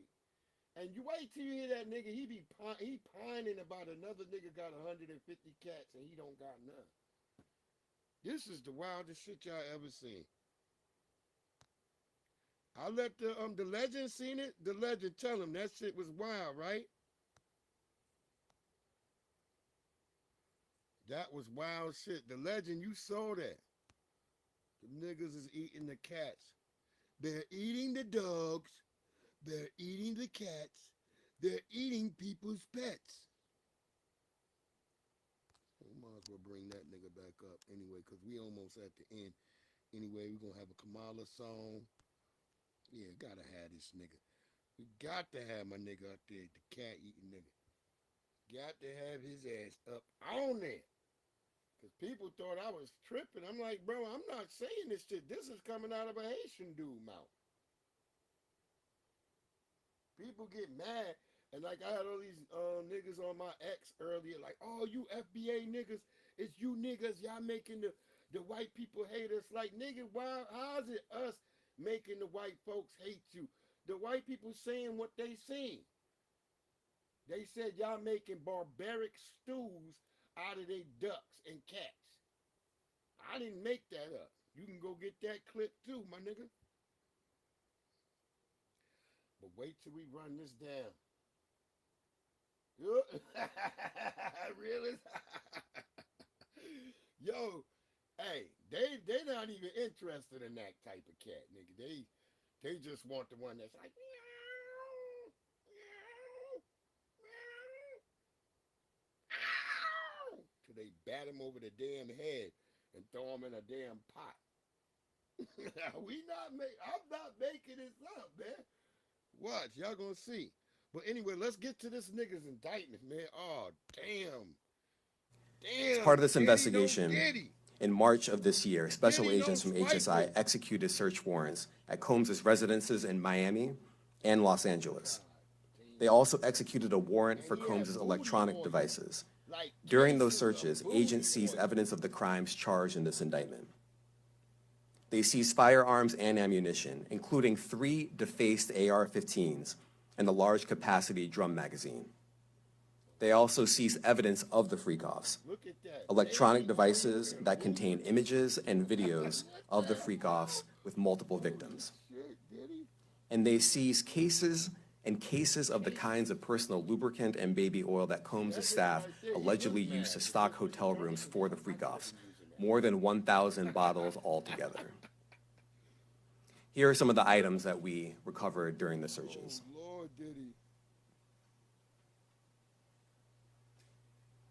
As you can see here, this is a drum magazine, large capacity, and it contains, I believe, 59 rounds. I mentioned as well we recovered 3 AR-15s. This is a close-up shot of one of the AR-15s, and you can see right here the serial number has been thoroughly defaced. Oh, damn, Diddy. That's Another picture of more bad time ammunition itself, my nigga. and That's parts of 20. two AR-15s right there. I'm already helping you out with the drum. That's another 15. Now, I want to be clear about two things. First, this office is determined to investigate and prosecute anyone who engages in sex trafficking, no matter how powerful or wealthy or famous you may be. No one should doubt our commitment on that. A year ago, Sean Combs stood in Times Square and was handed a key to New York City. Today, he's been indicted and will face justice in the Southern District of New York. Second, we are not done. This investigation is ongoing, and I encourage anyone with information about this case to come forward and to do it quickly. See? Notice I told y'all niggas, all these high-powered black DAs, they put in, including Fannie Lewis ass. All they did was go after black people. Oh yeah, the serial number scratch, nigga. That the Drum magazine alone is 15 years in New York. If that's where they got it at, that nigga's done. I heard he over there crying to me, I'll give y'all $50 million just to bail out. My nigga, them crackers ain't stupid. They not gonna let your ass out. They gonna be like, nigga, where you plan on flying to? So we can already have SEAL Team 6 there to capture you back. They would probably use SEAL Team 6 to get my nigga.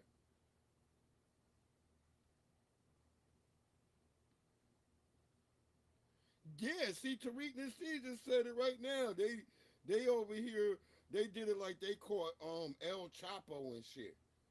That's what I said. They treated my nigga like this was a drug deal. They got my nigga like, word up, word up. This is what I'm saying. I just said that. Let me send that back to them. No cap. I just said that.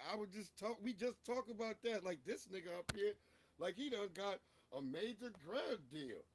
This nigga, they treating Puffy like this nigga's El Chapo. This is crazy. This is crazy, bro. That they got him up there and they did. And the fact that they went over there and look at that picture again. Wow. They seized firearms and ammunition, including 3 defaced AR-15s and a large capacity drum magazine.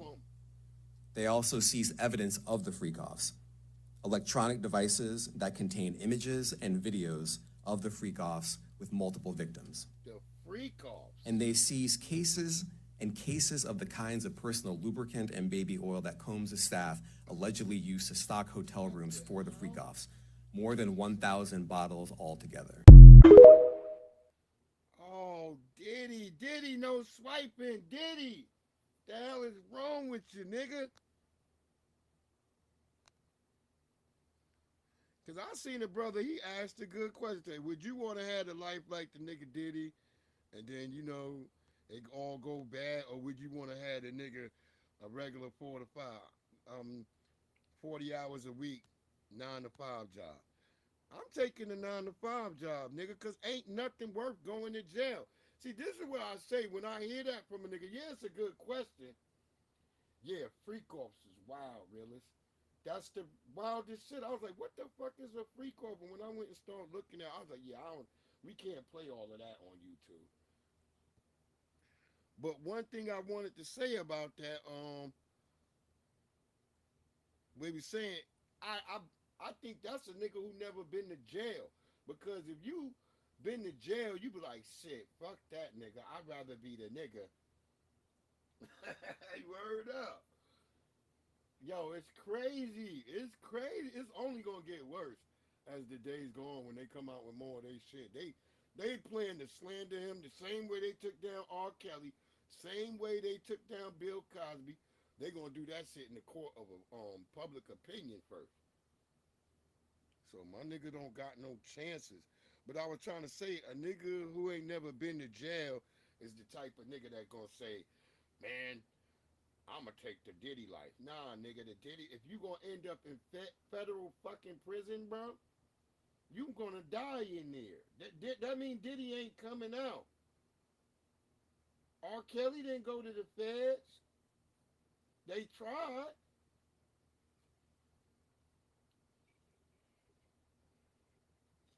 Same with Bill Cosby. He didn't go to the feds.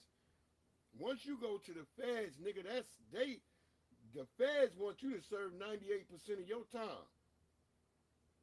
So I don't think we ever gonna see our brother alive again. That's terrible. That's terrible. I don't agree with it.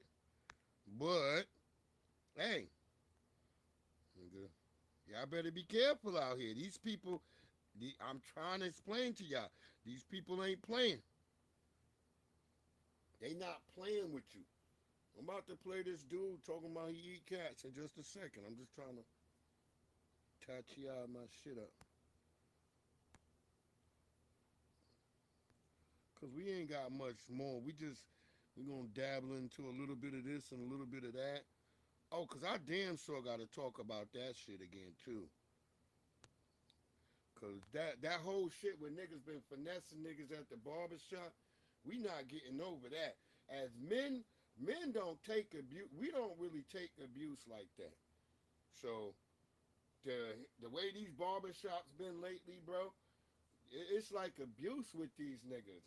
And nigga, all you niggas ain't getting $80. Just stop it, nigga. And to be doing this shit right now when the bread ain't right, man. Y'all niggas is wild. You wild, bro.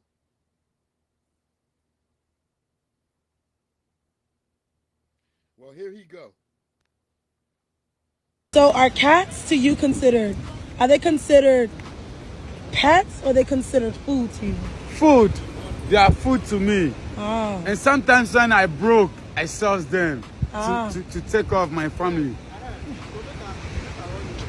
Wow. So you do this because, I mean, it is a good thing to be able to take care of your family, right? Yeah, so sometimes when I broke, like that guy, he has like 150 cats. He have a lot of cats. So it can even buy fish like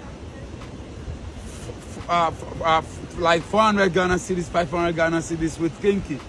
Always giving them food to eat. So when he broke, he can sell 3, he can sell 4 so that he can take off his family and his life. Yeah. That is what people were doing here. And that's the thing too, because you know, me being from the States, sometimes people are like, oh, you should never eat cats, or you should never eat dogs. Yeah, you should never eat a cat or dog, you dumb, silly broad. What the hell is wrong with you? You do know they banning dogs and cats in China right now from being eaten. And Koreans ain't too happy either. I seen a whole bunch of Koreans damn near tearing the police ass up because they want to eat a dog. So, yeah. It's not just the Haitian brothers eating them. Now, I feel sad for the brother that he can't be like, look, nigga, I'm going to go out here in this ocean and I'm going to fish. Instead of eating a damn cat. Nigga, get out here. I would grow some vegetables before I ate my damn cat. Nigga, I'm a cat person. Y'all see my videos I post with me and cats? I don't eat no damn cats. And you shouldn't either. This broad, boy, god damn her ass. But anyway, yeah, it's pretty sad, fucking realist. I ain't mean to bum you out, bro, but it is fucked up. It is fucked up. It's damn fucked up. And I'm gonna go ahead and play that video too, where the brother is telling y'all that he seen them snatch up the damn cat from the fucking front door. This is what's going on, man. This is real stuff. And as me and the legend, we were just talking about also during some of the videos, we were talking about how all black people ain't from no damn Africa.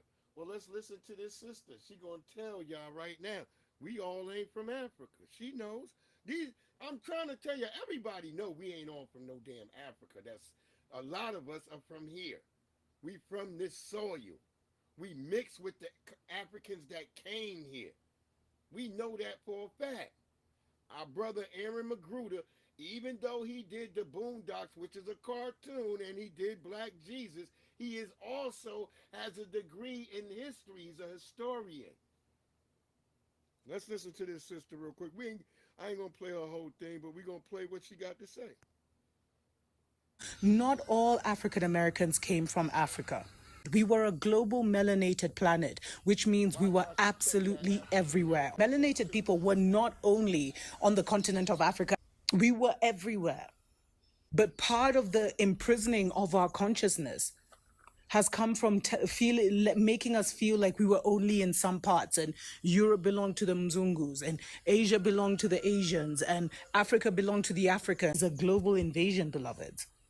We were everywhere. And so there are those African American brothers and sisters. I'm sorry I keep calling you African American. Native American, who just know, they feel such a connection to that land. But they created this narrative like everyone was a slave, and that's how they were able to disenfranchise the few that weren't taken out in the invasion and kind of box them up in, with the slaves. Why you think they only went with 13? Move out of the cities, beloveds, but get yourself a piece of land. You can actually speak to the land and affect the destiny of the land and the nation. It makes you a custodian, and this is something we've never been told. And this is why Babylon has gone and tried to buy land all over the world. So once you have the land, beloveds, identify a tree or a plant or something and start speaking, and create a shrine around that for your ancestors from that land, and ask them to reveal themselves and to reveal the truth to you.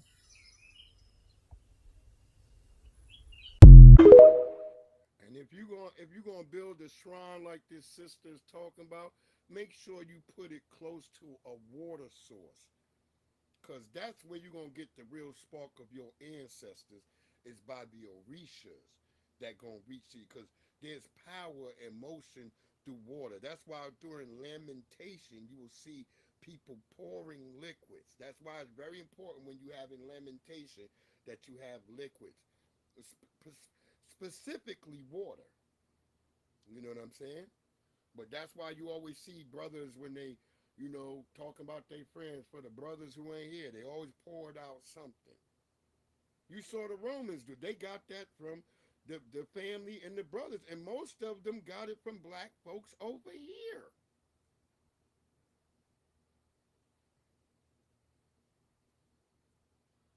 What's his name? Eric the Red. He was a very famous Viking. He used to travel over here to North America all the time. He has his own, I forgot what they say it in the Danish word, but they have their own autobiographies that they have, that the Danish people have over there, that were written on old reindeer pelts. And they have all that shit over there. And even when he was in his autobiography, this is like 792, 892, somewhere around there. One of those is either 792 or 892. I can't remember exactly. But if you look up Eric the Red, he talks about being over here around black people. He takes a blackish woman as one of his brides. He takes back to Denmark, which is currently Denmark now. They had a different name at that time. Frita line or some shit like that. They had those weird names over there and stuff. But anyway, Eric the Red, even he knew that there was black people over here. And now here's our sister. She's going to be talking about that word I talked about, the unaliving of the children. Because that's, if you're voting for, before we even get to her, let's do the cat. Let's do the other cat, the news channel joint. 'Cause we're not going to keep y'all here too long. We just want some of the good, some last little bits and pieces. Oh, we also want to hear Shadur Sanders, that boy from last week, Colorado State. Now, I don't know if I agree with Shador calling him nigga or something, but yeah, I don't know. Whatever, we'll see. It's just funny as shit. But he was like, "Fuck all that." Hey, Ellie. Oh, you right. The violence gonna get him elected. Okay, you putting away groceries. Okay, cool, cool. Yeah, he gonna get elected on that. You damn sure right about that. But here we go. Here's that story.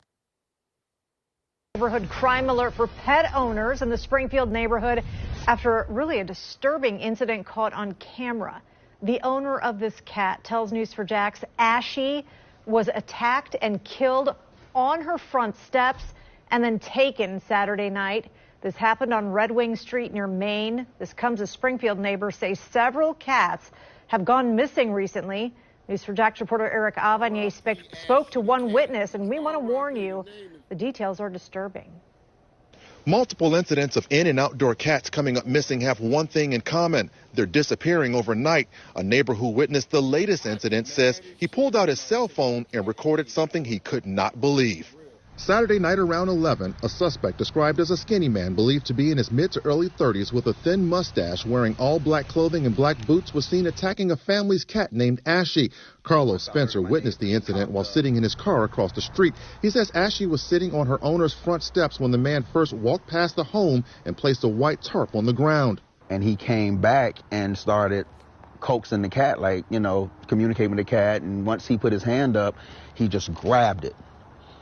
Quickly took it down, walked it over here, and just kneeled on top of it. Spencer says that's when he took out his cell phone and started recording video of the man attacking the cat. I was able to film him, bound the cat some kind of way, and put it in a plastic tarp and walk. Y'all hear that? And y'all think Trump is lying? That's a real local news report. And that brother, if you watch the video, you see the dude standing next to the cat. See, they got the circle right there over it.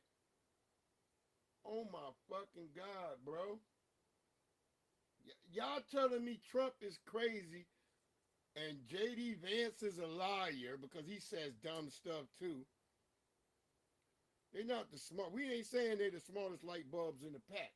But you're not going to play me that these people ain't in these towns in Springfield, Ohio, eating a damn cat. He just stole it. We don't know what he did with it, but it couldn't have been good. You wrapping it up in a damn tarp and what the hell? If y'all think that's normal, give me a 1 in the chat. Give me a 1 in the chat. If you think it's not normal, give me a 2. God damn it. God damn. Because I need to know. Ain't nobody would be eating my motherfucking Ashy the cat. Poor Ashy. R.I.P. Ashy the cat, man. They ate motherfucking Ashy. It's wild. It's fucking wild, Ellie. Trying to tell you, they not being honest with us. You know, I watched the whole thing today when I got home from work, where this sheriff was talking about how they not even allowed to tell y'all about immigrant crime. Hell, they not even allowed to tell you about immigrants.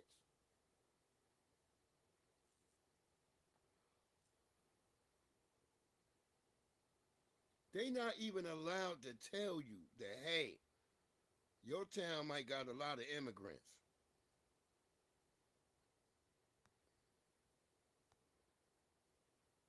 But he's wrong for saying they're eating the dogs and they're eating the cats.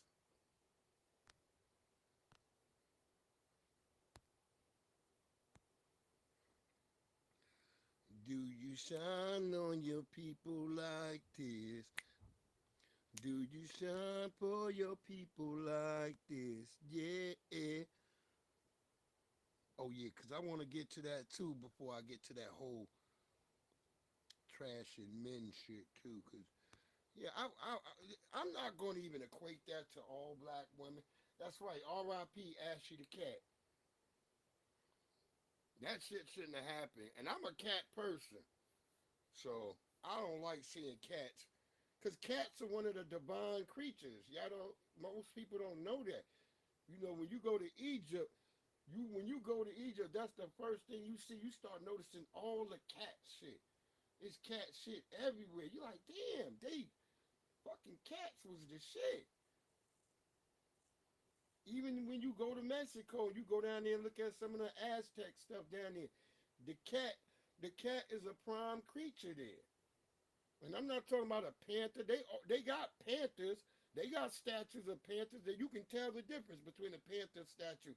But they also got um statues of fucking cats. Just real statues that were made of fucking just the ordinary regular cat. Cats been on almost every continent, y'all. Let's keep it going. This is about that, well, what they're calling reproductive rights, but we know what it is, because it seems like they don't want us to say the A word. YouTube had flagged me the other day about this. So let's see. Okay, I want to have a real conversation because it's all about just having all of the information and the knowledge, right? So when it comes to us fighting for our reproductive rights, I feel like there's a line between it being a mother's body, her choice, and the baby. You understand? Like, when does the baby get rights, right? Because we know that before 20 weeks of pregnancy, a baby cannot survive without his mother, right? So there's no way for that baby to succeed without the mother. At that point, that's my body, my choice, right? But after 24 weeks of pregnancy, we know that a baby can survive and live a healthy life. I mean, we all know somebody who was born premature who is out right now walking around living a healthy life. So when does the baby get rights? That's the problem. That's where it's not black and white and this line of gray that we crossing. Okay, do I feel like abortion should just be eliminated? No, because there are reasons why women would want to have abortions, but there's also many forms of contraception before even getting there. Abortion being a last resort, not a form of contraception. So I don't feel like it should be gone completely, but I feel like these late-term abortions need to get buckled down on, because they are letting women have abortions after the baby can survive on its own. After 24 weeks, the baby can survive and be a healthy human being. So that's my only question. When do the baby get rights? What's your opinion on that? Let me know down below. I told her my opinions. I said when the baby can live on its own, that's guaranteed that's a real baby.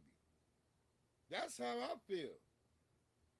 I feel like I used to be one of those niggas who like, well, it's just a zygote and all that shit. You know what I mean?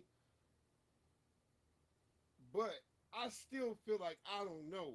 You know what I mean? And then when people say, well, it's a woman's body, but at the same time, well, at the end, if that baby is born, that man ain't gonna have no damn choice.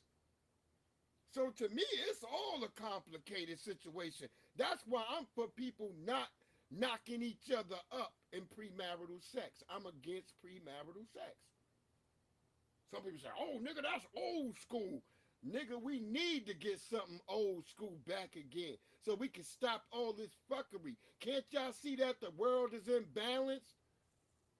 Don't y'all feel that shit in your spirit when you wake up in the morning?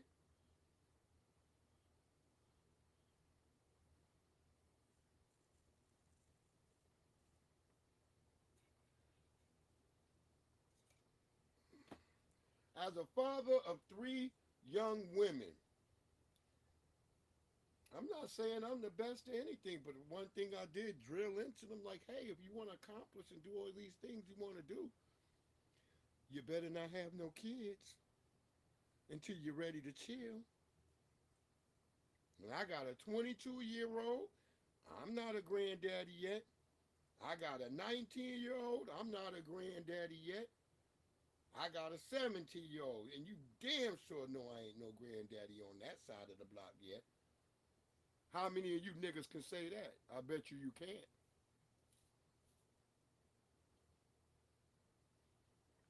Some of you niggas became granddaddies and grandmamas at 35 and 38. No wonder your niggas couldn't get it right. You didn't even reach a mature age to teach your grandchildren nothing. Because they watching you out here popping, locking, shaking that ass, doing something strange for a piece of change. Boy, stop playing with me. Stop playing with me. I wish I would have brought one of her little fine videos over here where she be dancing, because she do be dancing. I love when she be dancing. I don't know. What was... All I know is I feel like Diddy was headed down the path he was headed since I remember when niggas talked about City College. When he got those people killed up at City College. And he didn't get in trouble. He was just a dancing nigga then. And they made him a producer.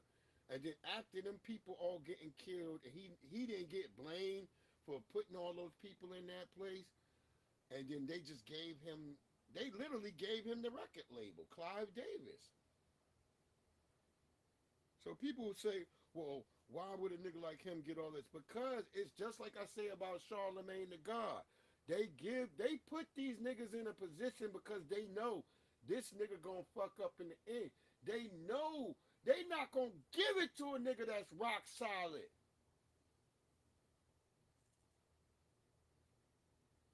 You know, I see people talking about how broke Adrian Peterson is. I said, I bet he is broke. Remember, they got on him for disciplining his child, for giving his child a spanking with a belt. When that happened, I said, oh, that nigga Adrian Peterson is done. It's over for that nigga. He ain't gonna never see another dollar again. And white people do that. That's what they do.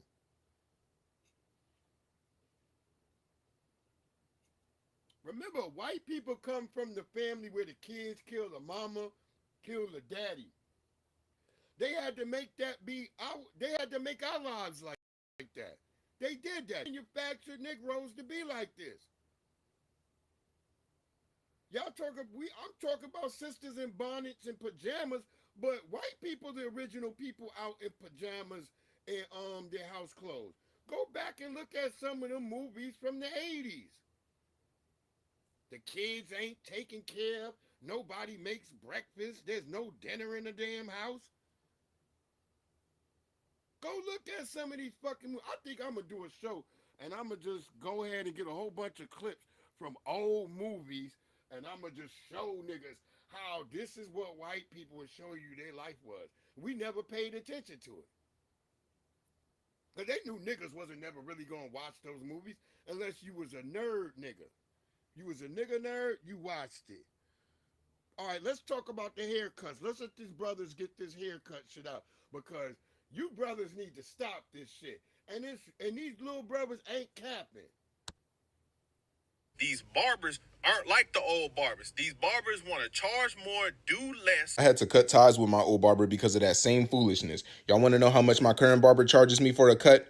$13. My current barber is a good man. My last barber was cool until he thought he was going to entrap me and finesse me. But my last barber, I knew him over 5 years. Through high school and college, he was cutting my hair. Since I started going to him, a cut from that man cost $20, including tip. I think not including the tip, it was like 15 or 16. So I knew if I walked in that shop with a 20, I was good to get a cut. These $20 exchanges went on every 2 weeks for over 5 years until one fateful day. I walk in the shop, fully prepared to pay my $20. I sit in the chair, he starts cutting my hair. It's the same cut I've been getting over 5 years. Low and faded. Simple. It's a regular cut, and he don't even use a straight razor for the lineup. He cuts my hair. We've been chatting the whole time. He finishes the cut. I reach in my pocket to pull out $20. He watches me pull out my wallet and goes, "Oh, I forgot to tell you the price is raised." What? You already cut my hair. How much is it now? $40. Not including tip. $40 not include. Why wouldn't you tell me that before? Yeah, my bad. And what were you gonna do if I only walked in here with a 20? Why you do that like that? Yeah, I paid the man. Then I never went back again. That's how I found my current barber, who charges me $13 for a cut, with the straight razor on the lineup like the stand-up man that he is. I don't know about y'all, but I'm not paying $40 to a barber who's not even doing a full job. I don't know why they think they can charge these prices. Y'all paying it, they gonna charge it. Stop going to. That's why. And if my barber ever get on that foolishness, I'm cutting him off too. Y'all have a blessed one. Adios.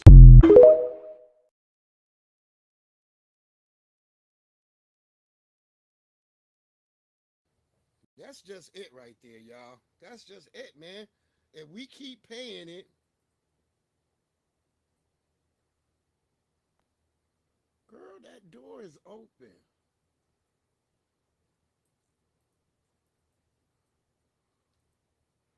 Just because you see that cover up there, that's to keep the bugs out with your silly ass. Dogs are silly.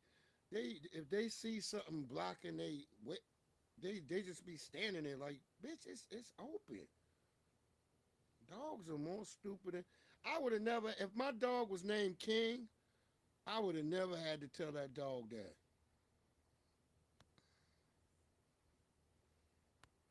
And you're going to have some misandrous that tries to use the P. Diddy shit for the reason why they treat black men the way they do. You're going to have that. I'm already preparing for to see those all in the morning.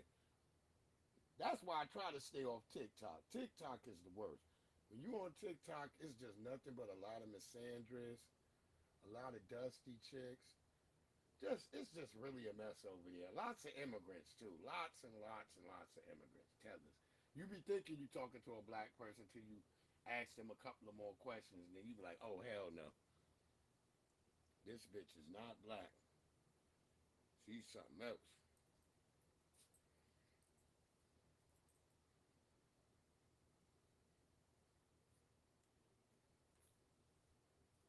What? God damn.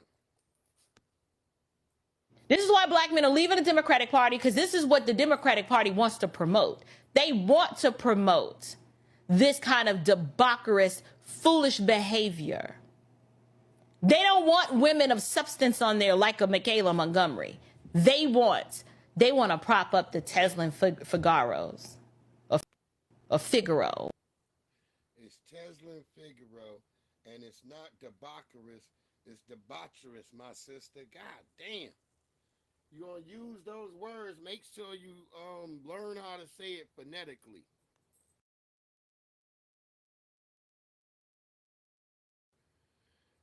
It don't take that much time. Just learn. It's debaucherous and not debaucherous. But boy, they in a rage over Teslin Figaro. And I met Teslin. Teslin is a wonderful sister. I don't shit, she had me spiced up. All I know is, yeah, I met her in person. I hugged her. I guess I should post some more of my videos with me and her up there. Cause that shit might go up like, oh, you fuck with her? Yeah, I do. Whatever the heck her name is. That's my sister. We have to push back against this. And black women, there's a level, we owe our men an apology. I'm not saying that all black men are just virtuous and are just out here doing the darn thing, but there's so many of them, too many to count, who just want some peace. And no disrespect to the brother who ran into the hammer of Tesla. You had on them chucks, bro. I thought bro was a LA nigga. But it turns out that dude ain't from LA. So he didn't understand how to deal with that. And so that kind of exposed him too. That exposed him not being on his square. I feel like exposed Tesla. And Michaela too. Michaela, you was acting all real. Michaela Montgomery was acting really all scared in the beginning. I watched that whole thing. And I remember when I watched it, I sent Tesla an actual message on X. I saw right away. I'm like, dang. I said, dang, Tesla. And I had it with the emoji with the hand over the face. And she wrote me back too. I could post all that. I'm gonna post that on my Instagram. Cause they won't. I've been trying to post shit like that on here, but they don't. You're supposed to do it under the scenes, but I don't know why it doesn't. Cause I tried that yesterday when I was testing. But yeah, she wrote me back and she was like, "What you mean, Breeze? Dang." I said, this ain't a good look, sis. I was like, and I know she only take message from me because I know her from the first rally for reparations and shit. That's the only reason she would listen to me. Why would she listen to me? I'm not a big baller type nigga like that, but I'm a nigga who's in the mix. So, but she know that I be paying attention to stuff like that. So she kind of understood right there. I said, well, sis, just be prepared to roll with them punches because they gonna come. And I've been seeing like this sister, I like her too. Pink Book Lesson. She ended up in Pink Book And he Lesson, doesn't even have to which be is your scary as man to bring peace in the midst of the storm. Yeah, I do like what she's saying about that, being peaceful. But I don't know. Yeah, I felt like the whole thing was crazy. I said that to Tessa. I said I felt like it was too off the chain. I said I felt like she could have there was a couple of times where she could have just hold on and let them just say whatever the hell they had to say without her looking like she was stepping on their toes. Because that's how people gonna look at stuff nowadays. If you over talking a person, that's exactly just how they are. But we heading towards that woman area. You know what I mean? Because there's been a lot of really wild stuff.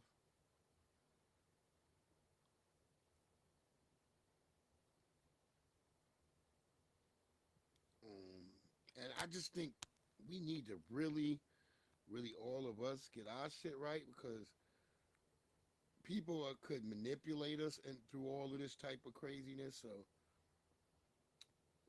I don't know. I just love my brothers and sisters, and I know we got this shit. I know we got this shit. I ain't really worried at all. I be thinking about that. I don't really have no damn worries. I know we got this shit. Because black people always rebound out of this shit. Because we so good with it.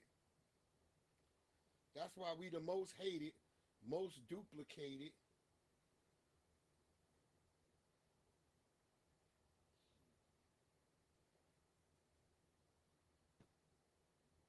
I remember when I went to Vietnam, them little Asians, they was running up to me. This is 2010. Niggas are still wearing basketball jerseys at that time.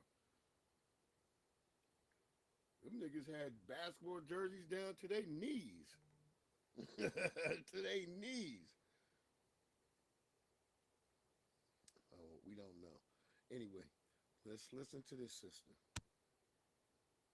I'm gonna be a pick me right now because we be knowing when our niggas unhappy, we just don't care, and that's the problem. I care, but y'all don't care, and that's the problem. Cause it's not fair. Cause we be knowing y'all energy change, y'all mood change, y'all vibe is different when y'all are unhappy. Y'all are. I can tell when a man is depressed. I can tell when a man.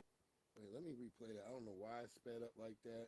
Let's go. I'm gonna be a pick me right now because we be knowing when our niggas unhappy, we just don't care, and that's the problem. I care, but y'all don't care, and that's the problem. Cause it's not fair. Cause we be knowing y'all energy change, y'all mood change, y'all vibe is different when y'all are unhappy. Y'all are. I can tell when a man is depressed. I can tell when a man is depressed. I can tell when a man's unhappy with work, all of that stuff. I can tell. So if I could tell, y'all could tell, and y'all are selfish. So yeah. Well,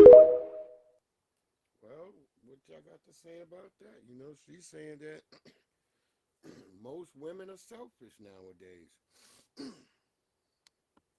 And I can't say that I don't know much. Like I said, my wife, she just been gone for just 3 years. I haven't really touched no dating pool. I've had some people, want to say hi and stuff like that. But other than that, I haven't really thought about getting my feet wet in the dating pool anymore. Not right now. I'm just trying to raise my daughters, and especially my last one, get her through the last year. And if something go along the line, you know what I mean? But it just ain't really no sisters around out here no more. And I ain't trying to get with these other folks really, because I wouldn't. I'll just say this: it wouldn't work for them. It probably wouldn't work for me because I would have to teach them about being black, and then they would have to want to learn about being around a black person because I'm not going to do what they want to do. I'm not going to be doing a bunch of white stuff.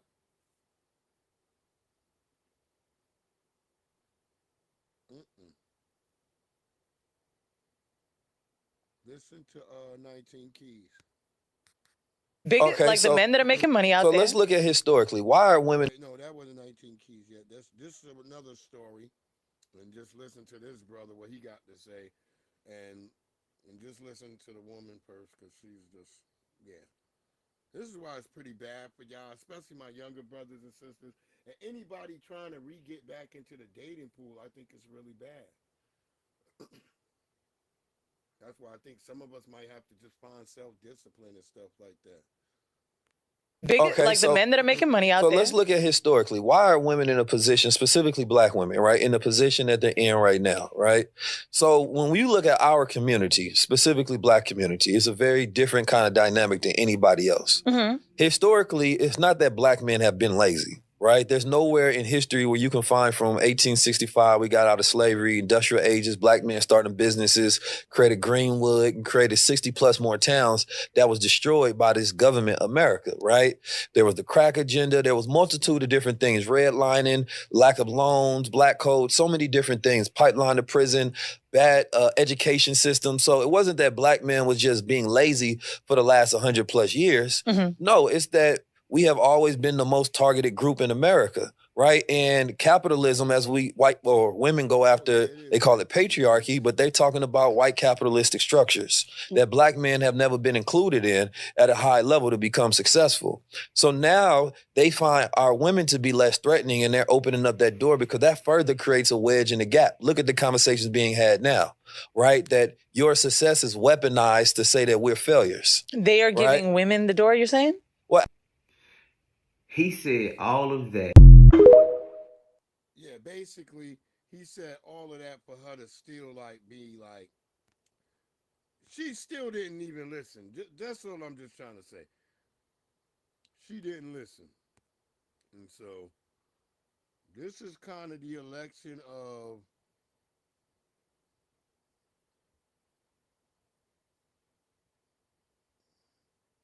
the hell was that?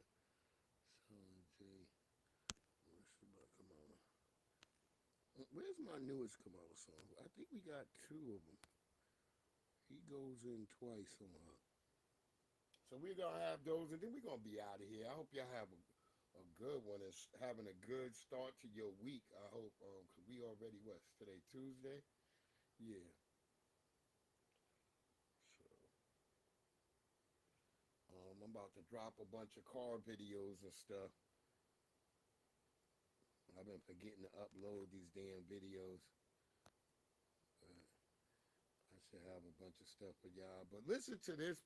This is some Craig Facts. If y'all don't know Craig Facts, go check out the 5150 show.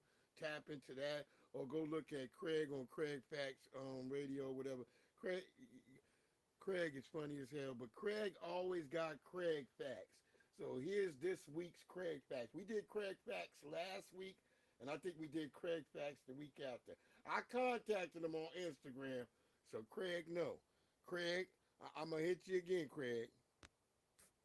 I think it's Burt Williams, and he had a partner. They were like a duo.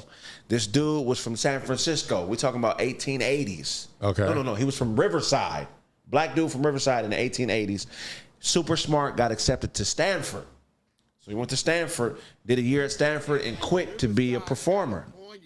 So when he quit, he teamed up with this guy, and they heard about a fucking show in Chicago called the Octoroon Show. And they didn't have no money, right? But they were really smart. They dressed really nice. We're talking in the 1880s. These niggas in the 1880s. So they didn't have no money to get to Chicago, so they used their act to pay the way. They would go to a city, they'd be there 2 weeks, be making people laugh, get money, then buy a ticket to the next city. They did that from San Francisco to Chicago. Wow. That blew my mind when I heard that. That's crazy. Then they got to fucking Texas. In Texas, they went to jail for dressing too nice. They said you dressing too nice and talking. White people are haters. White people are fucking. That's some real fucking hate. Them niggas. You should not have those shoes. That basically, them That's niggas it. end up in jail for like 5-6 months because they spoke appropriately and they dressed too nice, dog. That's crazy. That happened. That really It definitely happened. I'm not going to deny any of those facts. And see, that's why when I hear niggas telling the kids, pull your pants up and do this, that, and the third. Nigga, you only should be snapping on them if they were wearing those fucking sneakers, those Yeezys that look like a deflated football. Or a nigga got on Crocs. If a nigga got on Crocs, you damn sure should be lighting their ass up. Ain't no black person should be wearing no goddamn Crocs. And you know what I start noticing? It's a lot of fat. Either you a fat nigga or you an extra skinny nigga with Crocs on. So you look extra weird. Stop wearing those pieces of rubber on your feet, nigga. And stop wearing slippers too. I'm sick of seeing niggas in sandals, man. Y'all niggas is trying to be brolic gang, but you niggas looking too comfortable. You looking like immigrants. That's how immigrants look. Oh my God. They tricked the shit out of y'all kids. My daughter knows if she ever wore her damn bonnet out the house, it be hell on earth. It be straight up hell on earth. This is a guy who's we would call him zesty or whatever, but I think this guy represents himself. You know, he talks a certain way, but he's not like no. I think he handles his business, and I don't think he's like, you know, like some of these whiny, zesty tellers and stuff that be out here who be whining about what another man do. But he checked the people from his crowd. So this is why I can respect this guy right here. So I like to listen to him sometimes. Because like I said, people would think I'm a biased person because of the things I might say. But no, I always accept information from other people, from different groups. So I'm not a hating type of person. Look, everybody got a mama. Everybody got somebody that loved them. So I'm not going to be anti-you, and I'm going to try to be as cordial as I can be with you. Hopefully we both can be diplomatic with one another. But listen to this brother. You want to know one of the hardest things you're going to realize in your life as an adult? Family ain't going to be the same family to you that they once was when y'all was children, okay? That favorite cousin, favorite auntie shit, that shit going to go out the window. Because when you get grown, the morals and the value of respect don't hold the same weight. A lot of these new generational grandmothers, they're lazy, okay? They not the glue to the family anymore. They feel like they ain't got to do nothing. It's your job to keep the family together, because you the grandmama that can tell everybody to shut the fuck up. But nah, you don't want to get in it. You too busy talking to this one on the phone, talking to that one on the phone, talking to this one on the phone, and holding different conversations with everybody instead of putting your motherfucking foot down and getting everybody on one accord. That's one of the hard things you're going to have to face in life, is realizing that the family you grew up with ain't going to be the same family that's there when you grown, okay? Boom. And that's my brother right there. Like I said, some people might say he's zesty, but that brother don't be capping. He don't be capping. When that brother speak, I be listening. I be like, he be saying some shit. Because when he went in on the niggas that be having beards and wearing fingernails and painting that shit, man, that shit was killer. Y'all gotta go see that brother, Bambino or something like that. He epic. That brother be talking. He be putting them other ones in check. I be laughing like shit over there. I be like, this is funny. But they be serious on what they own. So I can give respect to the ones who know how to be black first. You want to know one of the hardest things you're going to realize in your life as an adult? Family ain't going to be the same family. You know, give us a new Kamala song. Look, Kamala Harris, the one that is ducking and dodging the media. Tell me what flow. Knees on the floor. That's her position. That's why they call her the political hoe. And if it ain't that, then how in the hell did she get there without anybody else? The Democratic Party crazy, standing behind a woman that they don't even know. Look at them go. As long long as her skin color's brown, then I'll vote for her. Let's put a man in women's sports and emasculate this country some more. And while we're at it, we're gonna defund the police and open the borders and make inflation so high it'll be something you can't ignore. That sound bad, don't it? But not as bad as them accents she be making up. That's Kamala, the chameleon, talk real different in a black shirt. And black folks go to eating it up. She playing y'all like a flute. Marketing and promotions to black folk equal black folks getting duped. Woo! You getting it in on it. Keep it going. Do you think I'm dumb cause I vote for Kamala? No, I don't think you that. You are misinformed, but what makes you dumb is you're voting for her cause you think she's black. And half of y'all wouldn't know the truth if it hit you and greeted you inside the face with a smack. And that has got everything to do with why you vote blue. By default, you're a lost Democrat. So don't come for me, cause I ain't the one. I eat up aloud with the truth just for fun. All up in my comment section, call me racist comments from coon to an Uncle Tom. Then you got the nerve to talk about democracy. And your insults, you can't even spell it. You saying one thing, but go do the opposite. You remind me of Kamala Harris, the apple don't fall too far from the tree. Listen to the balls that come out of me. The way that I walk and step on this beat deserves an applause, so obviously my haters gon' hate, and I'm gon' let you do your thing. So please let me do the same. Red side gon' ride for sure. Screaming Trump 2024, let's go.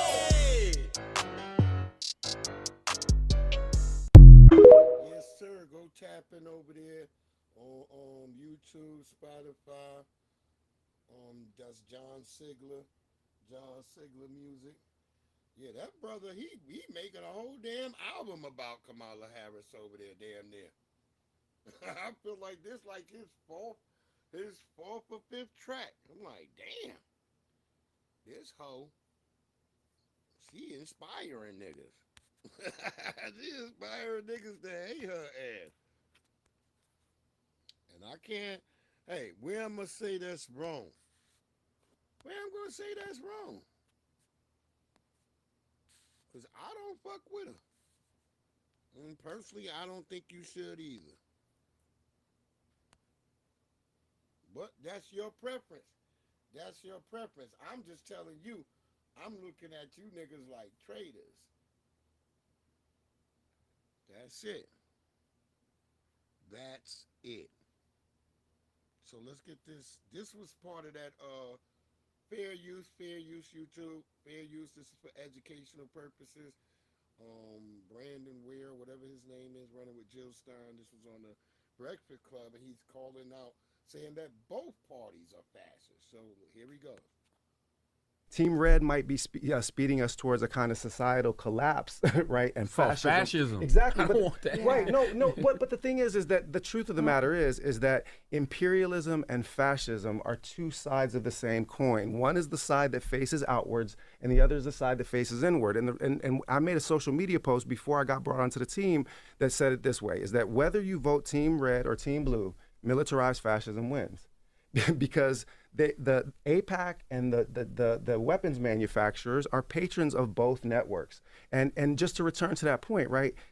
I've been on campuses. I organized a Palestinian Liberation Concert on October 21st. I organized a Black and Palestinian Solidarity panel at my local mosque on October 11th, 4 days after. Wow. Like, your brother was not backing down. And the Zionists came for my job within the month, okay? And, you know, a Negro's still standing. So, but the point of all that is just to say that when we launched this campaign to try to actually bring people into this conversation, you see that this is actually where the American people stand. The American people do not want this forever war, and they do not want militarized fascists coming to their campuses to crack kids' heads open. I had to stand out in front of the encampment, and that's Democratic governor in California. That's Democrat, mayors in places like New York City. It's Democrats that are running cop cities. So the thing is, bro, fascism is already here. It's just that one of it is like fascism, and the other is fascism. But the truth is that the purple fascists, the purple imperialists, Team Red and Team Blue, are run by the same funders, and who funds you runs you. So there's a discourse about putting off fascism, but the reality is that fascism was already here because we already can't speak freely. We already have people, university presidents, losing their job under democratic regimes. We already have kids that are lining up for peaceful protests, having their heads knocked open, or you have the cops standing to the side at UCLA so the thugs can knock kids' heads open. So I'm sorry, the fear mongering ain't gonna work on me. Yeah, well, the brother threw some truth out there, and you saw them trying to keep over-talking him, and we saw Angela Ross. She just crashed out. She just like, just, wow. She just was the worst, man. That's why I don't even think she a full black person. Ain't she got like a Haitian daddy or something? It's something like that. That's why we can't really trust some of these niggas, because some of you gonna realize you can't trust your kids if you got some of them. You gonna realize it. You gonna realize it. Third World NYC. Nah, yo. Shit is getting crazy. What is this? What is that? Pig? Huh? Guinea pig. Guinea pig? Oh, no. Guinea pig. Oh, no, thought he said little. She started sounding like Local Vicious. Oh, no. Oh, no. Them got our pig. Yo, wasn't Local Vicious connected to P. Diddy? Boy, there's going to be a lot coming out. I told people, I seen Ness over there on Instagram talking about who want to give him an interview. I guess he was low-key begging for one. I don't even know. It looked weird. It looked really weird. So I don't know what the hell Ness was on. Wait, which one? What was this right here? Did we already play that? Yeah, we played that. Yeah, we did that. What the hell was this over here? We'll add that in real quick and then we go. And then we go. Wow. Here goes Shadur. You that same nigga talking shit on Instagram. You talking on Instagram. All right, keep talking about business. You can't fuck with me.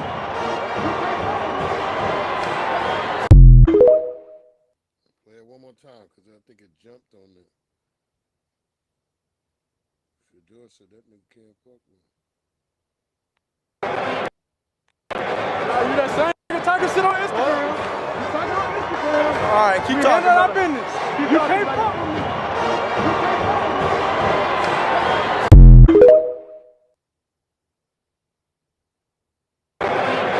You that same nigga talking shit on Instagram. You talking on Instagram. All right, keep talking about business. You can't fuck with me. Well, cool. I just learned I could loop videos. That's cool. So yeah, but Shadur told him like you can't fuck with. He ain't give him no dap, and I respect Shadur on that. I respect Shadur for like, hey nigga, I'm not dapping you up, nigga. Get the fuck away from me, bro. Fuck out of here. Bad sportsmanship. You see? Kamala, I got a story to tell. Why you locked Sheree up? Her daughter wasn't feeling too well. She had sickle cell anemia. It attacks her red blood cells. When she was down sick in the hospital, you put her mom in jail. Single black mom in LA, struggling just trying to make it. And we gonna do it again in 2024. Now you pandering for the black vote, so now you claim half Jamaican. You race flip for occasions. You said you were East Asian. You never cared about no America. You allowed this invasion. Kamala, I have a story to tell. Why you locked Sheree up and threw her in a cell? Her daughter has anemia, some call it sickle cell. She missed too many school days, so you locked her mom in jail. I want money. You know what's funny? Kamala be loving the money. She was willing to lock up the parents they say for truancy. $30 per day. I'm gonna start prosecuting parents for truancy. Don't take my word, just ask Sheree. That's how schools in California get paid. Brought to you by the California DA, Miss Kamala. They kept pressuring me to plead guilty and spend a year in jail. Kamala, I have a story to tell. Why you locked Sheree up and threw her in a cell? Her daughter has anemia, some call it sickle cell. She missed too many school days, so you locked her mom in jail. Sheree had to fight till she was broke. Her little daughter Shayla had a stroke. My hand is doing okay, I guess. Kamala Harris ain't nothing but a joke. She locked the blacks over marijuana smoke. But let me get back to the details. Sheree spent 2 years fighting jail. She lost her job and got evicted. It's a true story, it ain't scripted. And the word that's around town, that laughing hyena got passed around. Who is Mr. Willie Brown? You can go ask Judge Joe Brown. But back to my story. I don't agree what my Kamala Harris did to my mom. Shelly was traumatized. I seen the pain and hurt in her eyes. Kamala should apologize. Kamala, Kamala. I have a story to tell. Why you locked Sheree up and threw her in the cell? Her daughter has anemia, some call it sickle cell. She missed too many school days, so you locked her mom in jail. My homicide prosecutors said when you go over there, look really mean. Kamala, Kamala.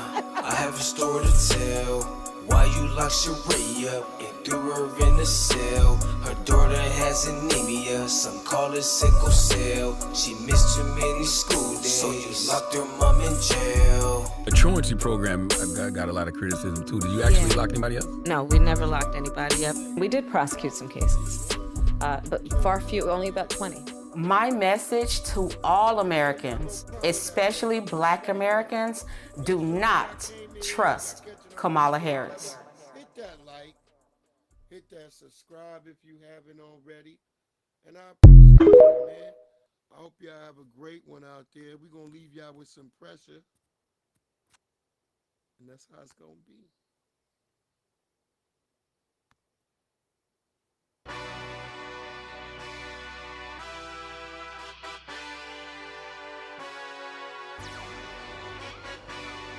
Hey. Yeah, let's see how you do under pressure. Oh. Yeah, I've been wanting this forever. I've been in the field with whatever they throw at me. Brush it off, pick myself up, moving on to the better. Okay. Hey. Yeah. Ain't no errors, baby, it's a new era. I wake up early, feeling rich like I'm Kesha. I get to the paper, boy. Extra, extra. Walk with me, you know that I got it. Come with me, let's take a trip to the islands. We up on the jet, we'll do more than just fly on it. Stand on that hill, you gon' die on it. Boom, boom. Baby, I'm not one of them, you should try on it. Miss me with all that, I'm on it and next. Whip this up, I send you back to your ex. But good luck with that, this is big as it gets. Hey, let's see how you do under pressure. Let's see how you do under pressure. Give them a name to remember. Hey, let's see how you do under pressure. Let's see how you do under pressure. A moment can live on forever. Oh shoot, they don't let me shoot a whole clip. Firepower in this coalition. We just turned the field into a demolition. It was desolate, but I had premonition. I was training for war, every exhibition, every extra mission, every enemy listening. Get off my dick, I got bad intentions. Make it right every wrong, and I'm back with a vengeance. I show you the ropes. Peace in my town, I can show you the coast. Up in the shots if they wanted to smoke. If you know, then you know. Suited up, my whole team do the same. Don't you forget who created the game. Ready for war, I was born with grenades. The trenches where soldiers are made. Let's see how you do under pressure. Let's see how you do under pressure. Give them a name to remember. Hey, let's see how you do under pressure. Let's see how you do under pressure. A moment can live on forever.